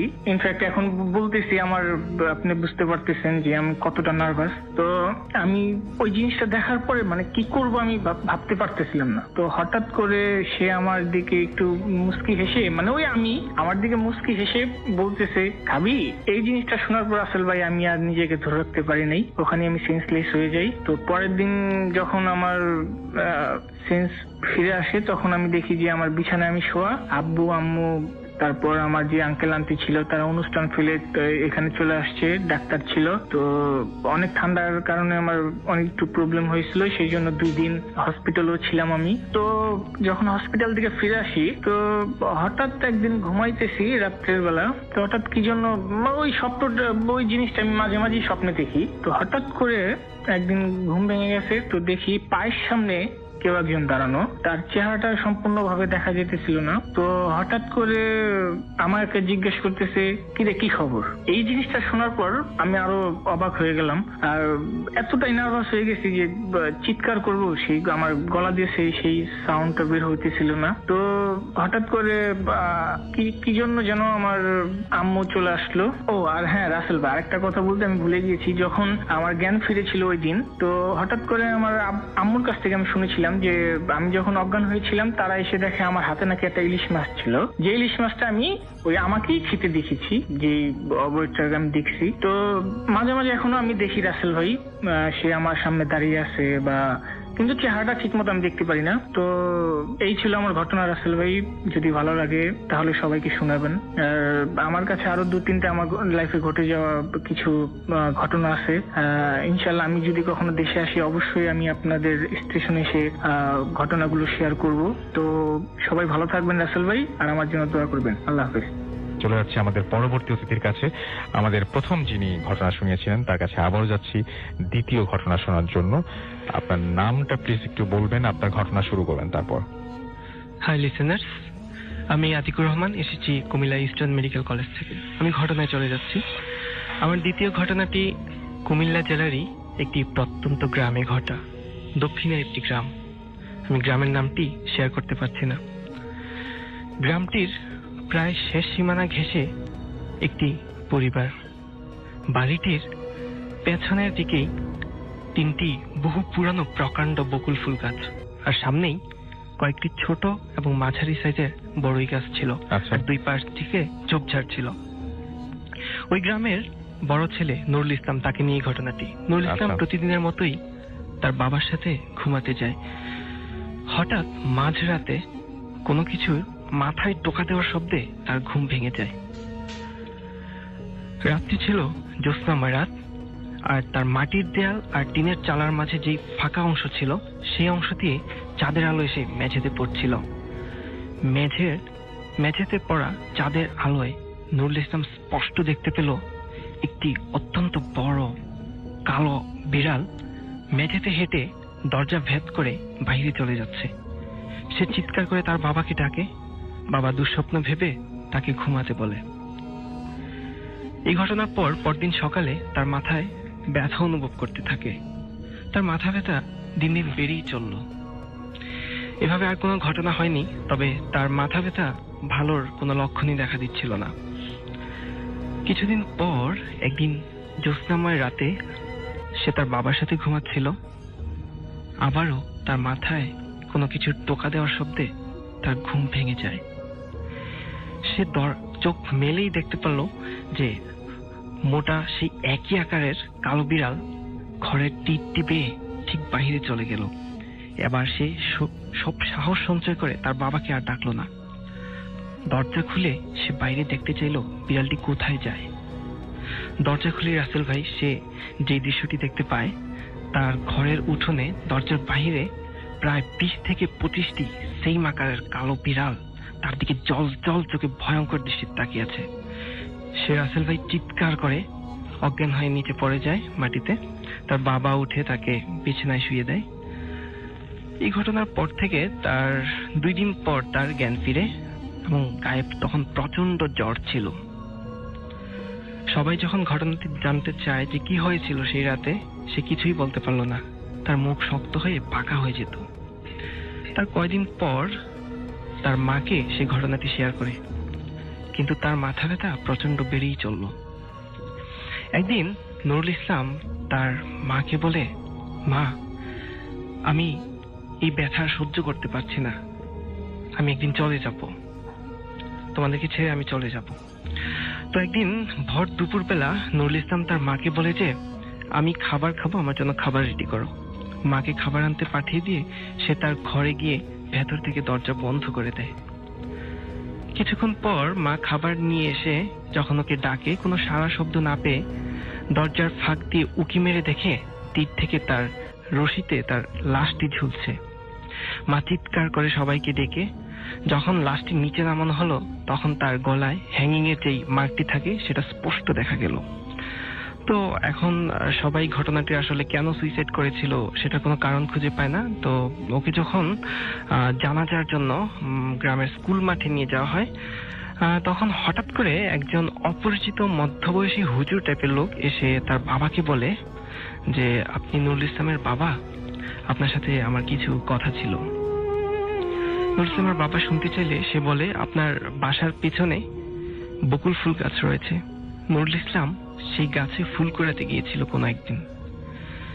সেখানে একটি মেয়ে জিন থাকতো সেই বকুল ফুল গাছে। নুরুল ইসলামকে পছন্দ করে এবং তাকে বিয়ে করতে চায় এবং তাকে প্রস্তাব জানায়, কিন্তু বারবার এমন প্রস্তাবে নুরুল ইসলাম রাজি হয় না। রাজি হয়নি বলে একদিন তাকে প্রায় সময় ভয় দেখাতো। একদিন ওকে সরাসরি বলে দেয় যে আজ রাতেই ওকে উঠিয়ে নিয়ে যাবে এবং কেউ তা ঠেকাতে পারবে না। এই ঘটনাটি নুরুল ইসলাম মেনে নিতে পারেনি, আর সেজন্যই সুইসাইড করেছে। এই ঘটনাটি বলে যখন জানাজার নামাজ হলো, জানাজার নামাজের পর নুরুল ইসলামের বাবা এবং সেখানে উপস্থিত যারা ঘটনাটি শুনেছিল হুজুরের কথা, সবাই হুজুর দিকে খুঁজতে থাকলো, কিন্তু কোথাও তাকে পাওয়া গেল না, কেউই তাকে দেখলো না। পরবর্তীতে নুরুল ইসলামের লাশটি দাফন করা হয় গ্রামেরই একটা পুকুর পাড়ে, পাশঝাড়, ওখানে গ্রামের কবরস্থান, সেখানে তাকে দাফন করা হয়। রাসেল ভাই, এই ছিল আমার second story. Okay, thank you very much. আমরা এখন যেটা করবো, আমাদের পরবর্তী অতিথির কাছে যাবো এবং তার একটা ঘটনা শুনবো। আপনার সেকেন্ড স্টোরি আমরা শুনি। নাম আর ঠিকানা বলে আবারও আপনার স্টোরিটা বলুন প্লিজ। হ্যালো এভরিওয়ান, আমি মারুফ শুভ, মিরপুর থেকে এসেছি। জি, শুনি আপনার ঘটনা। এখন আপনাদের সাথে আমি যেই ঘটনাটা শেয়ার করব সেটা আমার কাজিন আকবর রাব্বির সাথে ঘটে যাওয়া তার লাইফের একটা ভয়ানক ঘটনা। এই ঘটনাটা ঘটেছিল চিটাগংয়ে। বলে রাখি রাসেল ভাই, রাবি ভাইয়া তার অফিসিয়াল ট্যুরে অনেক জায়গায় যায়, তো এরকম ভাবে একটা ট্যুর তার ছিল চিটাগংয়ে। তো সেখানে গিয়ে তারা একটা হোটেলে উঠেছিল। তো সে আর তার কলিগ, তার সাথে একটা কলিগ ছিল তার সাথে। তো তারা সারাদিন হোটেলে থেকে রাত্রেবেলা ডিনার করে তারা রুমের মধ্যে তারা বোরিং ফিল করছিল। তো তার কলিগ তাকে বললো যে রাবি ভাই আসেন আমরা একটু বাইরে হাঁটাহাঁটি করে আসি। তখন রাত প্রায় 11:30-12টার মতো বাজে। তো তারা দুজন চলে গেল বাইরে, ভালোই বাতাস ছিল। তো হাঁটতে হাঁটতে তারা হোটেল থেকে প্রায় অনেকটা দূরে চলে আসলো রাসেল ভাই। তো হাঁটতে হাঁটতে এমন একটা রোডে চলে আসলো যে রোডের গিয়ে দেখলো তারা যে রোডের পাশে কয়েকটা পরিত্যক্ত গাড়ি রাখা আছে ওখানে। তো আমার কাজিনের যে কলিগ ছিল তার বাসা থেকে ফোন এসেছিল, তো সে ফোনে একটু বিজি ছিল। তো সে ফোনে কথা বলতে বলতে একটু সামনে চলে গেল, আর আমার ভাই রাব্বি সে ওই পরিত্যক্ত গাড়িগুলোর সামনে দাঁড়িয়ে মোবাইল টিপছিল। তো গাড়িগুলোর বর্ণনা একটু দিই। গাড়িগুলো একেবারে পরিত্যক্ত ছিল, জং পড়া, ওই চাকাগুলো পাংচার, মানে একদম পুরোপুরি পরিত্যক্ত গাড়ি যেমন হয় আর কি। তো রাব্বি ভাই ওখানে দাঁড়িয়েছিল, দাঁড়িয়ে মোবাইল টিপছিল। তো কিছুক্ষণ পর সে একটা সাউন্ড পেলো যে ওই গাড়িগুলোর ভিতর থেকে মনে হচ্ছে যে কোনো একটা গাড়ির গ্লাসের মধ্যে কেউ যদি জোরে জোরে হাত দিয়ে বাড়ি দেয় যে টাইপের একটা সাউন্ড হবে, তো এই টাইপের একটা সাউন্ড সে পেলো। তো রাব্বি ভাই এই সাউন্ডটা পাওয়ার পর, মানে সাউন্ডটা 4-5 বার হয়েছিল, ধাপ ধাপ ধাপ এরকম একটা সাউন্ড আর কি, গ্লাসের মধ্যে দিলে যে ধরনের সাউন্ড হবে আর কি। তো রাব্বি ভাই পিছনে তাকালো, পিছনে তাকানোর পর কিছুই সে দেখলো না, দেখলো গাড়িগুলো বিভিন্ন ভাবে রাখা আছে এখানে। তো সেম ভাবে 1 থেকে 2 মিনিট পরে একই ধরনের সাউন্ড হলো গাড়িগুলোর ভিতর থেকে। এবার একটু ভয়ানক ব্যাপার ঘটলো, মানে গলার আওয়াজ পাওয়া গেল, মানে মনে হলো যে রাব্বি ভাই কেউ ডাকলো। তো এটা যখন হলো রাব্বি ভাই একটু ভয় পেল এবং তার কলিগকে সে ডাক দিল। তার কলিগ তার থেকে ভালো ডিস্টেন্সেই ছিল। তো তার কলিগ মনে করলো যে রাব্বি ভাই হয়তোবা হোটেলে যাওয়ার জন্য তাকে ডাকছে। তো তার কলিগ ফোনে বিজি ছিল, বললো ভাই আসতেছি এরকম আর কি। তো রাব্বি ভাই সে নিজেই দেখতে চলে গেল যে কে তাকে ডাক দিল গাড়িগুলোর ভিতর থেকে। তো সে যখন গাড়িগুলোর ভিতর মানে সামনে গেল, দেখলো প্রত্যেকটা গাড়ির ইয়ে করলো। তো এরকম ভাবে একটা গাড়ির মধ্যে সে দেখলো যে ওই রোডের যে আলোটা ছিল, আলো দিয়ে বোঝা যাচ্ছিল যে ভিতরে কেউ একজন বসে রয়েছে গাড়ির ভিতরে। তো এরকম একটা ইয়েতে রাব্বি ভাই এটা শিওর হওয়ার জন্য মোবাইলটা বের করলো পকেট থেকে, মোবাইলে লাইটটা জ্বালালো। তো লাইটটা জ্বালানোর সাথে সাথে সে গাড়ির মধ্যে লাইটটা মারার সাথে সাথে ভিতরে দেখলো ভিতরে কিছুই নেই। তো রাব্বি ভাই তখন মানে অবাক হয়ে গেল যে এই মাত্র মনে হলো একটা লোক বসে রয়েছে, এখন ভিতরে কিছুই নেই। তো সে এটা পুরোপুরি শিওর হওয়ার জন্য সে গাড়ির গেটটা খুলতে চেষ্টা করলো। মানে অনেক দিনের মানে গেটটা একটু কষ্ট করে খুলতে হলো। যে গেটটা যখন সে খুললো তখন সে তার লাইফের সব থেকে ভয়ানক দৃশ্য দেখলো রাসেল ভাই। সে যখন লাইটটা গাড়ির ভিতরে মারলো সিটের মধ্যে, তখন দেখলো যে একটা মানে বিভৎস চেহারার একটা লোক সেই গাড়ির ভিতরে বসে আছে, আর তার মাথাটা ঘুরিয়ে রাব্বি ভাইয়ের দিকে আর কি তাকালো। এটা দেখে রাব্বি ভাই অনেক ভয় পেয়ে যায়। তো ভয় পেয়ে সে সাথে সাথে ওখান থেকে দৌড়ে রোডের মধ্যে আসে। রোডের মধ্যে এসে তার সাথে ঘটে গেল আরেকটা ঘটনা। এসে দেখলো তার কলিগ সেই রোডের মধ্যে নেই। তো সেটা দেখার পরে তার কলিগকে সে মানে খোঁজা শুরু করলো রোডের ভিতরে। তো 2-3 মিনিট সে মানে রোডের মধ্যে দৌড়ালো, ওই সাইডে গেল, সামনে গেল, কোনো জায়গায় তার কলিগকে পাচ্ছিল না। তো সে আরো ভয় পেয়ে সে হোটেলের দিকে দৌড়ানো শুরু করলো। এমন সময় মহান আল্লাহ পাকের রহমতে তার কলিগ তাকে পিছন থেকে ডাক দিল, রাব্বি ভাই দৌড়াচ্ছেন কেন? তো এটা ডাক দেওয়ার পরে রাব্বি ভাই তখন একটু রাগের মানে রাগান্বিত ভাবে তাকে বললো যে ভাই আপনাকে খুঁজতেছি, আপনি কই? তো সে তার কলিগ তাকে বললো যে আপনাকেও তো আমি খুঁজতেছি, এই 2 মিনিট ধরে তো আপনাকে আমি 4-5 মিনিট হয়ে গেল, তা আপনাকে তো আমি পাচ্ছি না। তখন রাব্বি ভাই বুঝে গেল যে তারা 2-3 মিনিট দুজনকে ওই রোডের মধ্যে দেখতে পাচ্ছিল না। তখন রাব্বি ভাই তার কলিগকে বলল, ভাই এই রোডটা আসলেই খারাপ, এই রোডে আর থাকা যাবে না, চলেন চলে যাই। রাব্বি ভাই তখন রাসেল ভাই রীতিমতো কাঁপছিল। তো সাথে সাথে তখন তার কলিগ তাকে রাব্বি ভাইকে মানে হোটেলে নিয়ে গেল। তারপর রাব্বি ভাই তাকে মানে পুরো ঘটনাটা তার সাথে শেয়ার করলো। উনি অসুস্থ হয়ে গেছিল রাসেল ভাই, তার অফিসের কাজ সে করতে পারেনি, পরবর্তীতে সে ঢাকায় ব্যাক করে। এই ছিল আমার ঘটনা রাসেল ভাই। Thank you very much. Hello Rasel ভাই, আসসালামু আলাইকুম। আমি মোহাম্মদপুর থেকে জুই বলছি। আমি অ্যাকচুয়ালি আমার লাইফে ঘটে যাওয়া কিছু ছোট ছোট ঘটনা আপনাদের সাথে শেয়ার করতে যাচ্ছি। যদি ভালো লাগে আপনি শেয়ার করবেন। আমার আসলে ছোটবেলা থেকেই মানে একটু প্রবলেম আছে।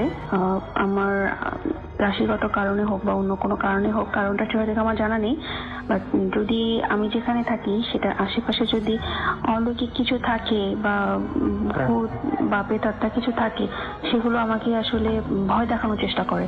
কোনো ক্ষতি করতে পারে না আলটিমেটলি, বাট ভয় দেখায় এবং আমাকে মানে জানান দিয়ে যায় যে কিছু একটা আছে এই বাসা বা এই এলাকাতে। তো আমার নানা বাসায় যখন ছিলাম তখনও বেশ কিছু প্রবলেম ফেস করেছি। আমাদের নিজেদের বাসায় আমরা শিফট করি 2011-তে, তখনও ও বাসায় বেশ কিছু প্রবলেম আমি ফেস করি। ঠিক প্রবলেম বলবো না, কিছুটা ভয় জাগনিয়া, কিছুটা অবাস্তব বলতে পারেন, কিছুটা অবিশ্বাস্য কিছু ঘটনা আমি এক্সপিরিয়েন্স করেছি। তার ছোট ছোট 2-1টি আজকে আমি আপনাদের সাথে শেয়ার করছি। আর সেটি প্রথমটি হয়, আমি যখন প্রথম আমাদের বাসায় যখন আমরা শিফট করি, তো আমার বিছানাটি একদম জানলার পাশেই, আর ওখানে শুলে আমি তো ফ্লোরিং করে ঘুমাতাম তখন।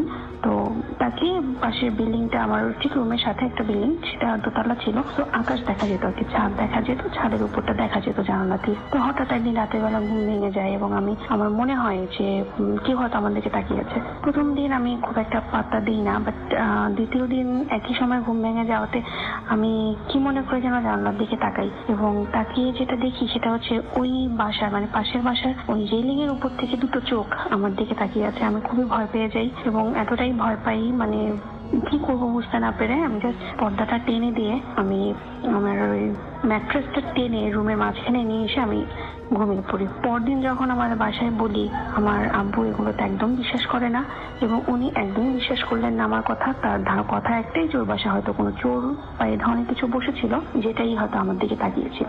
তো উনি করলেন কি, সব আমার রুমের প্রত্যেকটা পর্দা একদম পিন দিয়ে পিন আপ করে দিলেন যাতে কোনো ফাঁকা না থাকে বা আমাকে যেন দেখা না যায়, এবং আমার বিছানার পজিশনটা চেঞ্জ করে দেন। তো আমি এটা নিয়ে আর মাথা ঘামাই না। যদিও আমার মনে হচ্ছিল যে আমি অন্য কিছুই দেখেছি, ওটা যায় ছিল, মানুষ ছিল না, কিন্তু আমি এটা নিয়ে আর বাড়াইনি। এরপরে 2-3 মাস কেটে যায়, তেমন কোনো প্রবলেম হয় না। এর মধ্যে বলে রাখি, আমার আব্বু অসুস্থ হয়ে যান, ওনার হার্টে 2টা ব্লক ধরা পড়ে এবং ইমিডিয়েটলি রিং পরাতে বলা হয় আর কি। তো ওনাকে রিং পরাতে যখন নিয়ে যাওয়া হয় তখন আমি আমাদের বাসায় একাই ছিলাম। আমার ভাইয়া এবং আমার আম্মু আমার বাবার সাথে যায় এবং ওখানে 3 দিন ছিল। 3 দিন আমি আমার বাসায় একা ছিলাম। তো বাসার পাশেই আমার নানা বাসা, খুব বেশি দূরে না, এ কারণে কোনো প্রবলেম ছিল না বিধায় আমি বাসায় রয়ে যাই। তো যাই হোক, কারণ আমাদের বিল্ডিং এ তখন কাজ চলছিল, পুরো বিল্ডিং খালি রেখে সবাই যাওয়াটা অ্যাকচুয়ালি সম্ভব ছিল না আমাদের পক্ষে। তো যেদিন বাবাকে নিয়ে যাই হসপিটালে, সেদিন আমি ইউনিভার্সিটিতে যাই, ওদিন আমার এক্সাম ছিল। তো আমি এক্সাম দিয়ে বাসায় ফিরতে ফিরতে আমার একটু দেরি হয়, সন্ধ্যা পার হয়ে যায়, 8টা 8:30 বেজে যায়। তো আমি যথারীতি দরজার লক খুলে ভিতরে ঢুকি। ঢোকার পরে দেখি যে ঘরের টিভিটা চলছে এবং আব্বু তার সামনে বসা, এবং অ্যাজ ইউজুয়াল সে মাথা ঘুরিয়ে ঘড়ির দিকে তাকিয়ে আবার ঘুরে আমার দিকে তাকিয়ে বললো যে আজকেও এত দেরি করলে কেন, প্রতিদিন এত দেরি করলে তো টেনশন হয়। তা আমি নর্মাল সাধারণত দেরি করলে আব্বু এটা বলেই। আমি কিছু না বলে ঘরে দরজা লাগিয়ে ঘরে ঢুকে আমার রুমে দরজাটা বন্ধ করে দিলাম ড্রেস চেঞ্জ করার জন্য। হঠাৎ করে আমার মাথায় আসলো যে বাসায় তো কেউ নেই, আব্বুকে তো হসপিটালে নিয়ে গেছে, তাহলে আব্বু এখানে কিভাবে আসলো? আমি জাস্ট সাথে সাথে দরজাটা খুলে বের হয়ে আসি আমার রুমের, এবং বের হয়ে যেটা দেখতে পাই যে ড্রয়িং রুমের টিভিটাও অফ, টিভিটাও চলছে না, লাইটটা চলছে, ফ্যানটা চলছে, কিন্তু টিভিটা অফ এবং রুমে কেউ নেই অ্যাজ ইউজুয়াল, কারণ বাসায় কারো থাকার কথা না। আমি খুব ভয় পেয়ে যাই, কিন্তু মানে মনে মনে সাহস দিই যে হয়তো আমার হ্যালোসিনেশন হয়েছে, সারাদিন টায়ার্ড ছিলাম, আব্বুর অপারেশন পরদিন, রিং পরানো হবে, একটু ক্রিটিক্যাল, এটা নিয়ে টেনশন করছিলাম, এই জন্য হয়তো অবচেতন মনে আব্বুকে এক্সপেক্ট করছিলাম, এই কারণে দেখেছি। তো এটা নিয়ে আমি আর মাথা ঘামাই না। আমার মাকে বলি, আমার মা কি সেটা বলি অনেক পরে, অবশ্য তখন বলি না। তো যাই হোক, তো এরপরে ওই বাসাতে প্রায় আমার রুমে কোনো ছোট বাচ্চা আসলে তাদের প্রবলেম হয়, তারা ঘুমাতে পারে না, কি দেখেছি আমি ভয় পাই। আমি কিছু একটা ফিল করি, আমার রুমে না, সেটা পাশের বিল্ডিং এ, কিন্তু আমার কোনো প্রবলেম হয় না। তো একদিন আমাদের বাসার তার বেশ কিছুদিন পরের ঘটনা, আমি একদিন ছাদে গিয়েছি। ছাদে গিয়ে আমি আমার খুব ভালো লাগে, আমাদের বাসাটা 7 তলার ছাদে, ছাদটা 7 তলা আর কি। তো ওখান থেকে মোটামুটি সাভার এরিয়ার অর্ধেকটা দেখা যায়, বংশী নদীটা দেখা যায়। তো আমার ভিউটা খুব পছন্দ। তো আমি বিকাল সময় সুযোগ পেলে ওখানে গিয়ে চিলেকোঠার উপরে উঠে বসে থাকি। তো সেদিন আর চিলেকোঠার উপরে বসে নিয়ে আজান দিয়ে দিবে মাগরিবের, আমি নিজেই একটু হাঁটাহাঁটি করছিলাম। ছাদে। তো হঠাৎ ঘুরে মনে হলো কি যে কেউ যেন আমার দিকে তাকিয়ে আছে। আমি ঘুরলাম, ঘুরে দেখলাম যে আমি যে জায়গাটাতে বসে থাকি সেই জায়গাটাতে একটা লোক বলবো, বড় বড় বেশ বড় সড়ো, সে পা ভেঙে বসে দুই গাল হাঁটুর উপর দুই হাত রেখে দুই গালে হাত দিয়ে বসে আমার দিকে এক পলক দৃষ্টিতে তাকিয়ে আছে। তো আমি দেখে একটু থতমত খেয়ে যাই যে এটা কে, ছাদে এই সময় আমি ছাড়া আর কারো থাকার কথা না। এবং আমি যখন ছাদে যাব, আমাদের ছাদটা একটু লক করা থাকে, ছাদে ওঠার কারো পারমিশন নেই, যদি কারো প্রয়োজন হয় সে আমাদের কাছ থেকে চাবি নিয়ে এসে ছাদে ওঠে। তো ইনিকে আমি এটা চিন্তা করতে করতেই আমি আবার ঘুরে ছাদের অন্য পাশে চলে যাই। অন্য পাশ থেকে আবার যখন ঘুরে এই পাশে আসি তখন দেখি যে অ্যাকচুয়ালি ছাদে কেউ নেই, এবং ঠিক সেই সময় মাগরিব আজানটা দিয়ে দেয় এবং আমি মোটামুটি বলতে গেলে ভয়ে এক ছুটে আমি বাসায় চলে যাই নিচে তালা লাগিয়ে। তো পরবর্তীতে আমি গিয়ে যখন আমার মাকে বলি, আমার মা খুব চিল্লাচিল্লি করে, বলে যে কেন তুমি সন্ধ্যা করে তো ছাদে থাকো, এগুলো ভালো না। তো আমি আর কোনো কিছু বলিনি, তারপর চলে আসি। তো বেশ কিছুদিন পরে জানা যায় যে আমাদের 6 তলায় যে রেন্টার ছিল ওনার ওয়াইফের একটু প্রবলেম আছে। ওনাকে বেশ শক্ত কিছু তাবিজ দিয়ে ওনার ওয়াইফকে ঠিক রাখা হয়। তাবিজ ছুটে গেলে বা তাবিজ হারিয়ে গেলে উনি সেন্সলেস অবস্থায় থাকে, 10 দিন 12 দিন ওনার সেন্স ফিরে না, এবং সেটা একটি জিনের আছর আছে ওনার উপরে। তো ওই ভাবির সাথে কথা বলে জানতে পারে যে ওই জিনটা তিনি যেখানে থাকেন সেই বাসায় যেহেতু বন্ধ করা, বাসায় ঢুকতে পারে না, তো উনি বাসার আশেপাশে জিনটা ঘোরাফেরা করে সবসময়। ভাবি আমার কাছে শুনে এবং ভাবির বোন আমার কাছে সবকিছু শুনে ওনারা বললেন যে ভাবি তো ওনাকে প্রায় দিনই দেখেন, তো উনি ওনার গরমটা বা ওনার বর্ণনাটা শুনে বললেন যে ওনার সেই জিনটাই হয়তো ছাদে বসেছিল। তো আমাকে বললেন যে যেহেতু আপনি দেখেছেন একবার, আপনি আর ছাদে যায় না, সে আপনার ক্ষতি করতে পারে। তো তারপর থেকে আমি আর ছাদে যাই না, প্রায় 2 বছর হয়ে গেল আমি আর কি ছাদে যাই না। এখন অবশ্য আমি আমার শ্বশুর বাড়িতে থাকি মোহাম্মদপুরে। এখানেও আমার সাথে বেশ কিছু ঘটনা আমি এক্সপিরিয়েন্স করেছি, সেটা অন্য আরেকদিন সময় করে আপনাদেরকে বলবো। এই ছিল আমার ঘটনাগুলো, আশা করি আপনাদের ভালো লাগবে। ধন্যবাদ। এখন যেটা করব সেটা হচ্ছে আমাদের পরবর্তী অতিথির কাছে যাব। আপনার নামটা প্লিজ একটু বলবেন, তারপর আপনার ঘটনায় যাব আমরা। হ্যালো লিসেনার্স, আমি সিজান, এসেছি মিরপুর থেকে। ওকে, একটু কাছে এসে কথা বলতে হবে। হ্যাঁ জি বলুন। জি, সো আমার হোম টাউন গাজীপুর। আমি গাজীপুরের একটি হসপিটালের স্টোরি আপনাদের সাথে শেয়ার করব। তো হসপিটালটি অনেক পুরনো ছিল এবং হসপিটালটি একটি শ্মশানের উপর নির্মিত। তো আগে ওখানে শ্মশান ছিল। তো হসপিটালের যে ওল্ড বিল্ডিং ছিল, তো সেখানে ফিমেল পেশেন্ট ওয়ার্ডে তো প্রায় একটি ঘটনা ঘটতো। রাতের বেলা দেখা যেত একটি কালো বিড়াল পেশেন্টের বেডে শুয়ে আছে, এবং অনেক পেশেন্টই এটা ফেস করেছে। তো পেশেন্ট যখন দেখতো বিড়ালটিকে এবং সিকিউরিটি কল করতো, বাট সিকিউরিটি সার্চ করে ওখানে কিছু পায়নি। এবং আরেকদিন 2জন স্টাফ ডিউটি করতেছিল, তো ওরা রাতের বেলা লক্ষ্য করলো কে যেন দরজায় নক করতেছে, খুব কড়া নাড়তেছে। তো ওরা সিকিউরিটিকে কল করলো, মনে করলো যে কোনো পেশেন্ট এসেছে, বাট দেখা গেলো ওখানে কোনো পেশেন্ট ছিল না। এবং আবার যখন নক করতেছে, তো ওরা দরজা যখন খুললো তখন দরজার সাইডে সেম কালো বিড়ালটিকে দেখতে পেলো। তো এটা ছিল ওল্ড বিল্ডিং এর স্টোরি। তো রিসেন্টলি ওখানে নতুন করে ক্যাম্পাসটা করা হয় এবং নতুন অনেক বিল্ডিং করা হয়। তো নিউ বিল্ডিং এর একটা স্টোরি আপনাদের সাথে শেয়ার করছি। তো নিউ বিল্ডিং এ যে অটি রুম ছিল, সেই অটি রুমটি ডোর ওপেন করলেই বিশাল একটি করিডোর পড়তো, এবং করিডোরের বাম পাশে ছিল একটি লেবার রুম এবং একটি কমন রুম। তো একজন স্টাফ ওখানে কমন রুমটা ইউজ করে, এবং যখন বের হবে তখন দেখতে পায় একটি সাদা আলখেল্লা পরা একজন লোক ওনার দিকে তেড়ে আসছে। সো উনি অনেক ভয় পেয়ে যায়, কারণ ওখানে কেউ প্রবেশ করতে পারতো না, শুধুমাত্র সিলেক্টেড পার্সন ছাড়া, রেস্ট্রিক্টেড ছিল অনেক। তো উনি চিৎকার দিয়ে ওঠে এবং সেন্সলেস হয়ে যায়। তো সিকিউরিটি এসে ওখানে অনেক সার্চ করে কিন্তু কাউকেই পায় না। তো আরেকদিন রাতের বেলা সেম কাহিনী, একজন স্টাফ লেবার রুমটা যখন ইউজ করবে তখন উনি বের হচ্ছে লেবার রুম থেকে। তো উনি নোটিস করলো যে ওটি রুমের পাশেই একটি সেম আলখেল্লা পরা একজন সাদা লোক, উনি লম্বা ছিল অনেক, তো কি যেন বসে একটা খাচ্ছে। তো উনি অনেক ভয় পায়, তো পরে চিৎকার দিয়ে ওঠে এবং সিকিউরিটিকে কল করে। তো সিকিউরিটি এসে আসলে কোনো কিছু পায় না। তো এই ছিল আমার স্টোরি। Thank you. অনেক ধন্যবাদ আপনাকে আপনার স্টোরির জন্য। আমরা চলে যাব আমাদের পরবর্তী অতিথির কাছে। আপনার নামটা প্লিজ একটু বলবেন, তারপর আপনার স্টোরি শুনবো আমরা। হাই, আমি কাজী সাউহিদ হাসান সোহেল। জি, আপনার ঘটনা। আমি আসছি কিলকেট নিকেতন থেকে। আমার ঘটনাটি ঘটে 2007 সালে। এয়ারপোর্টের পাশের বেরিবাদে। সেদিন রাত্র 9টা বাজবে, আমি আর আমার 2 বন্ধু মিলে বেরিবাদে হাঁটতে যাই। এমনিতে বেরিবাদে রেগুলারই অনেক মানুষ হাঁটতে যায়, কম বেশ অনেক লোকই সন্ধ্যার পরও থাকে, কিন্তু সেদিন কেউ ছিল না, শুধু আমরা 3 জনই ছিলাম। আর যত সম্ভব অমাবস্যা ছিল, কারণ গুড়গুড়ে অন্ধকার ছিল, কোনো চাপ ছিল না। তো একটা সময় আগে রাসেল ভাই বলে রাখি, আমাদের বেরিবাদের রোডটার দক্ষিণ আর উত্তর দিকে মুখ করা। উত্তর সাইডটা গেছে আপনার এয়ারপোর্টের ঢোকার রাস্তা, আর দক্ষিণ সাইডটা গেছে ক্যান্টনমেন্টে ঢোকার রাস্তা। আর পশ্চিম সাইডে একটি এয়ারপোর্টের বাউন্ডারি আছে, বাউন্ডারির পাশে একটা বিশাল পুকুর আছে। তো পুকুরের পাশে, এটা এয়ারপোর্টের ভিতরে, পুকুরের পাশে একটি চিতাখোলা আছে, এটা পরিত্যক্ত এখন। একসময় সিভিল এভিয়েশনের এই হিন্দু স্টাফ যারা ছিল তাদেরকে ওইখানে পুরানো হতো, এখন অবশ্য হয় না। তো যে ক্যান্টনমেন্টের দিকে দক্ষিণ সাইডে যে রাস্তাটা গেছে, আমরা সেই রাস্তা ধরে দক্ষিণ দিকে যাই 3 জনই। ওইখানে আরেকটা ছোট পুকুর আছে, এটা হাতের বাম সাইডের রাস্তার। তো আমি আর আমার 2 বন্ধু মিলে ওই পুকুরের পাশে যাই। যার পরে ওইখানটায় আমরা বসি। বসার পরে হঠাৎ আমি বলি যে চল আগুন জ্বালাই। এটা বলে আমি কিছু খড়কুটা বা কাগজ টোকাতে গেলাম সাইডে।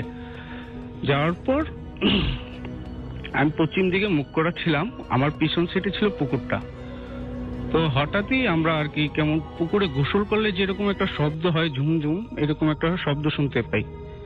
তো আমার পাশে কিছু বিন্না ছোপা ছিল, মানে বড় বড় ঘাসের মতো, সেগুলো হঠাৎ দেখি নেমে যায়, মানে কেউ হেঁটে গেলে যেরকম ঘাসগুলো নেমে যায় ওই রকম। তারপর তখন একটু মনে ভয় লাগে, আমাদের 3 জনের মনে একটু ভয় লাগে। তো আমরা জুতো খুলে বসে আসছিলাম ওইখানে। তো হঠাৎ দেখি পানিগুলো অনেক জোরে শব্দ হচ্ছে, যেমন কেউ লাফাচ্ছে পানির ভিতরে, কাউকে দেখা যাচ্ছে না অবশ্য। তো এটা দেখে আমরা 3 জনই ওইখান থেকে ভয়ে দৌড় দিয়ে পুকুর থেকে অনেকটা দূরে যখন যাই, যাওয়ার পর ওইখানে গিয়ে থামার পরে মানে প্রচন্ড ভয়ে আমরা হাত পা কাঁপতেছিল 3 জনের। তো পিছনে ফিরে যখন তাকাই, আমরা যে জায়গাটায় বসা ছিলাম রাসেল ভাই, ঠিক সেই জায়গাটাতেই বিশাল আকৃতি, মানুষের মতন দেখতে, মানে ছায়ারূপী। ছায়া যেমন অন্ধকার হয়, সেটা অন্ধকার না, মানে কালো না, সাদা, ফকফকে সাদা, অন্ধকারের ভিতরে স্পষ্ট বোঝা যাচ্ছে। দেখি ওইখান থেকে যে দেয়ালের উপরে পুকুর পার হয়ে যে চিতাখোলাটা, ওইখানে চোখের পলকে চলে যায়। ওখানে যাওয়ার পরে সাথে সাথে ভ্যানিশ হয়ে যায় রাসেল ভাই। এই ছিল আমার ঘটনা। আজ ওই ঘটনার পর থেকে আজ পর্যন্ত আমি সন্ধ্যার পরে ওইদিকে আরো যাইনি। Thank you so much. প্রিয় লিসেনার, প্রতিনিয়ত এই ধরনের বাছাই করা ভয়ানক ঘটনা শুনতে চ্যানেলটি অবশ্যই সাবস্ক্রাইব করে নেবেন।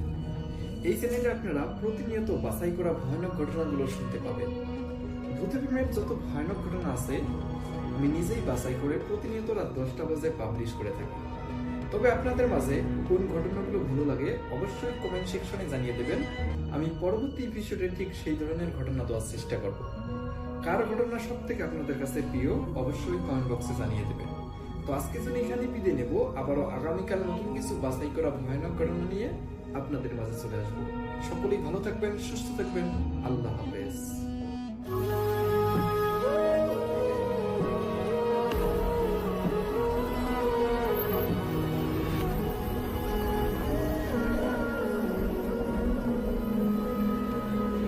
আসসালামু আলাইকুম দর্শক, আশা করছি আপনারা সবাই ভালো আছেন এবং ভালো দলে আছেন। দর্শক, চলে আসলাম আপনাদেরকে গল্প শোনানোর জন্য।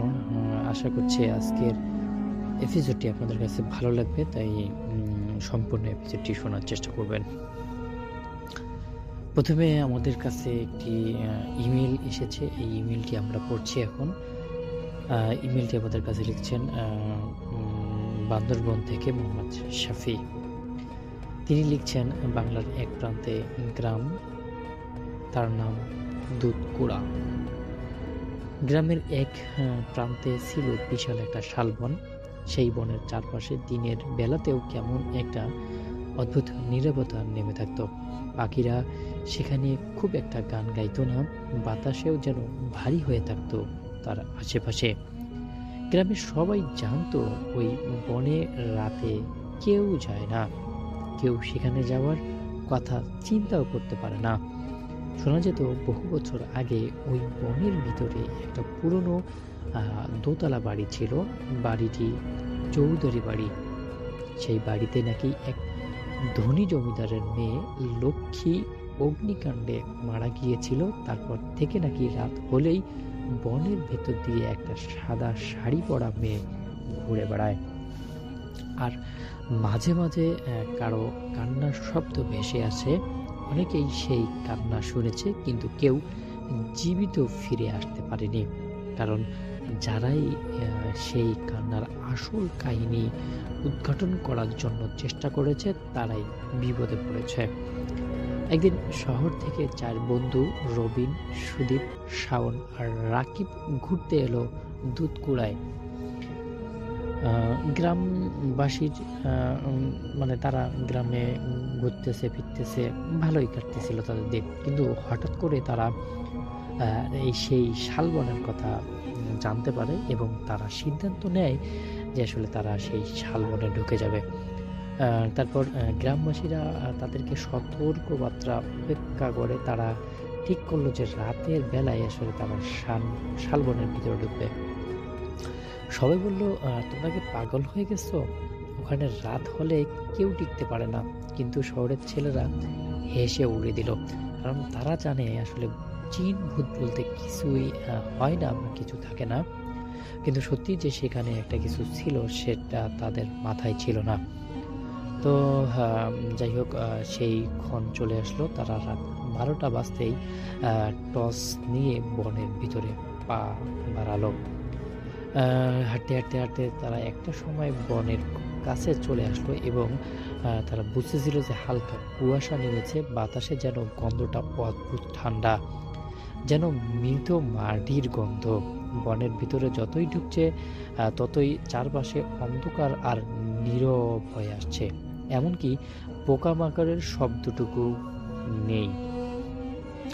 তারপর আসলে হঠাৎ করে ঝট করে একটা হাওয়া বয়ে গেল আর তাদের টর্চ একদম নিভে গেল। তারপর রাকিব চিৎকার করে বলল, কিরে কি হলো? হঠাৎ এটা কি হলো? কিছু তো বুঝতে পারলাম না।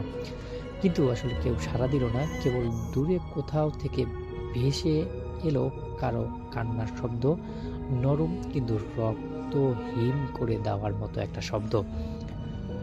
রবিন টসটা আবার জ্বালানোর চেষ্টা করতেই আলোটা পড়লো এক জায়গায়। একটা সাদা শাড়ি পরা মেয়ে গাছের ডালে বসেছিল। মেয়েটির এইরকম একটা অবস্থা আসলে তারা দেখতে পেল যে মেয়েটির যে চুলগুলো ছিল অনেক লম্বা, কালো, ঠোঁট ছিল কালো, আর তার গলা থেকে যেন ধীরে ধীরে ধেয়ে বেরাচ্ছে। ছেলেগুলোর শরীর একদম জমে গেল, তারা কোনোভাবেই নাড়াচড়া করতে পারছে না। তাদের মানে একদম ধ্যান ধারণা আলাদা হয়ে গেছে আর কি, এরকম একটা অবস্থা।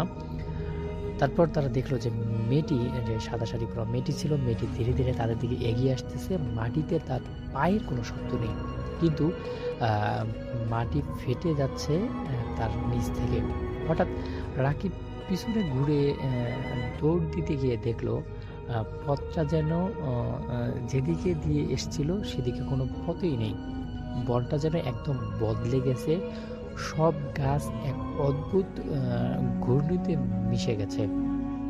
তখনই মেয়েটির কর্কশ গলায় শোনা গেল, তোমরা কেন এসেছো আমার বাড়িতে? আমি তো তোমাদের ডাকিনি।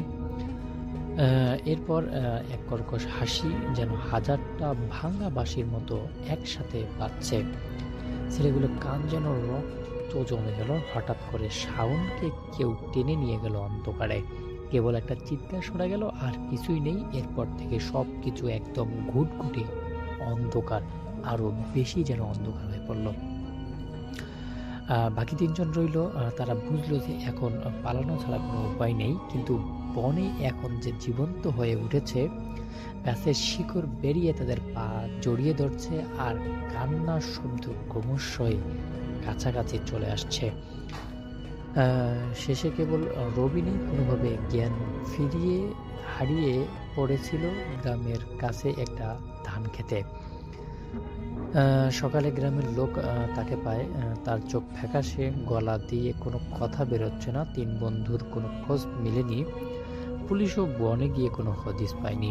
রবিন আজও মানসিক হাসপাতালে। সে শুধু একটাই কথা বারবার বলে, ওদের এখানে নিয়ে গিয়েছিল, ওরা ফেরেনি, সে এখনো ওখানেই আছে। আজও দুধকুড়ার গ্রামে মানুষের রাত হলে বনের দিকে তাকায় না। শোনা যায় রাত 12টার সময় বনের ভিতর দিকে একটা সাদা ছায়া হেঁটে যাচ্ছে, কেউ তাকালেই সে আর ফিরে আসে না। তো দর্শক, আমাদের গল্পটি ছিল এতটুকুই। আসলে আমি জানি না আপনাদের কাছে গল্পটি কেমন লেগেছে। যদি গল্পটি ভালো লেগে থাকে তাহলে অবশ্যই কিন্তু আমাদের এপিসোডটিতে লাইক, কমেন্ট এবং শেয়ার করে রাখবেন। আর এখন পর্যন্ত যারা চ্যানেলটিকে সাবস্ক্রাইব করেনি অবশ্যই কিন্তু চ্যানেলটিকে সাবস্ক্রাইব করে রাখবেন। পাশে আসা বেল আইকনটি কিন্তু অবশ্যই অন করে রাখবেন নতুন নতুন ভিডিওগুলো সবার আগে পাওয়ার জন্য। তাই আবার দেখা হচ্ছে নতুন এপিসোডে। ভালো থাকবেন, সুস্থ থাকবেন। আল্লাহ হাফেজ।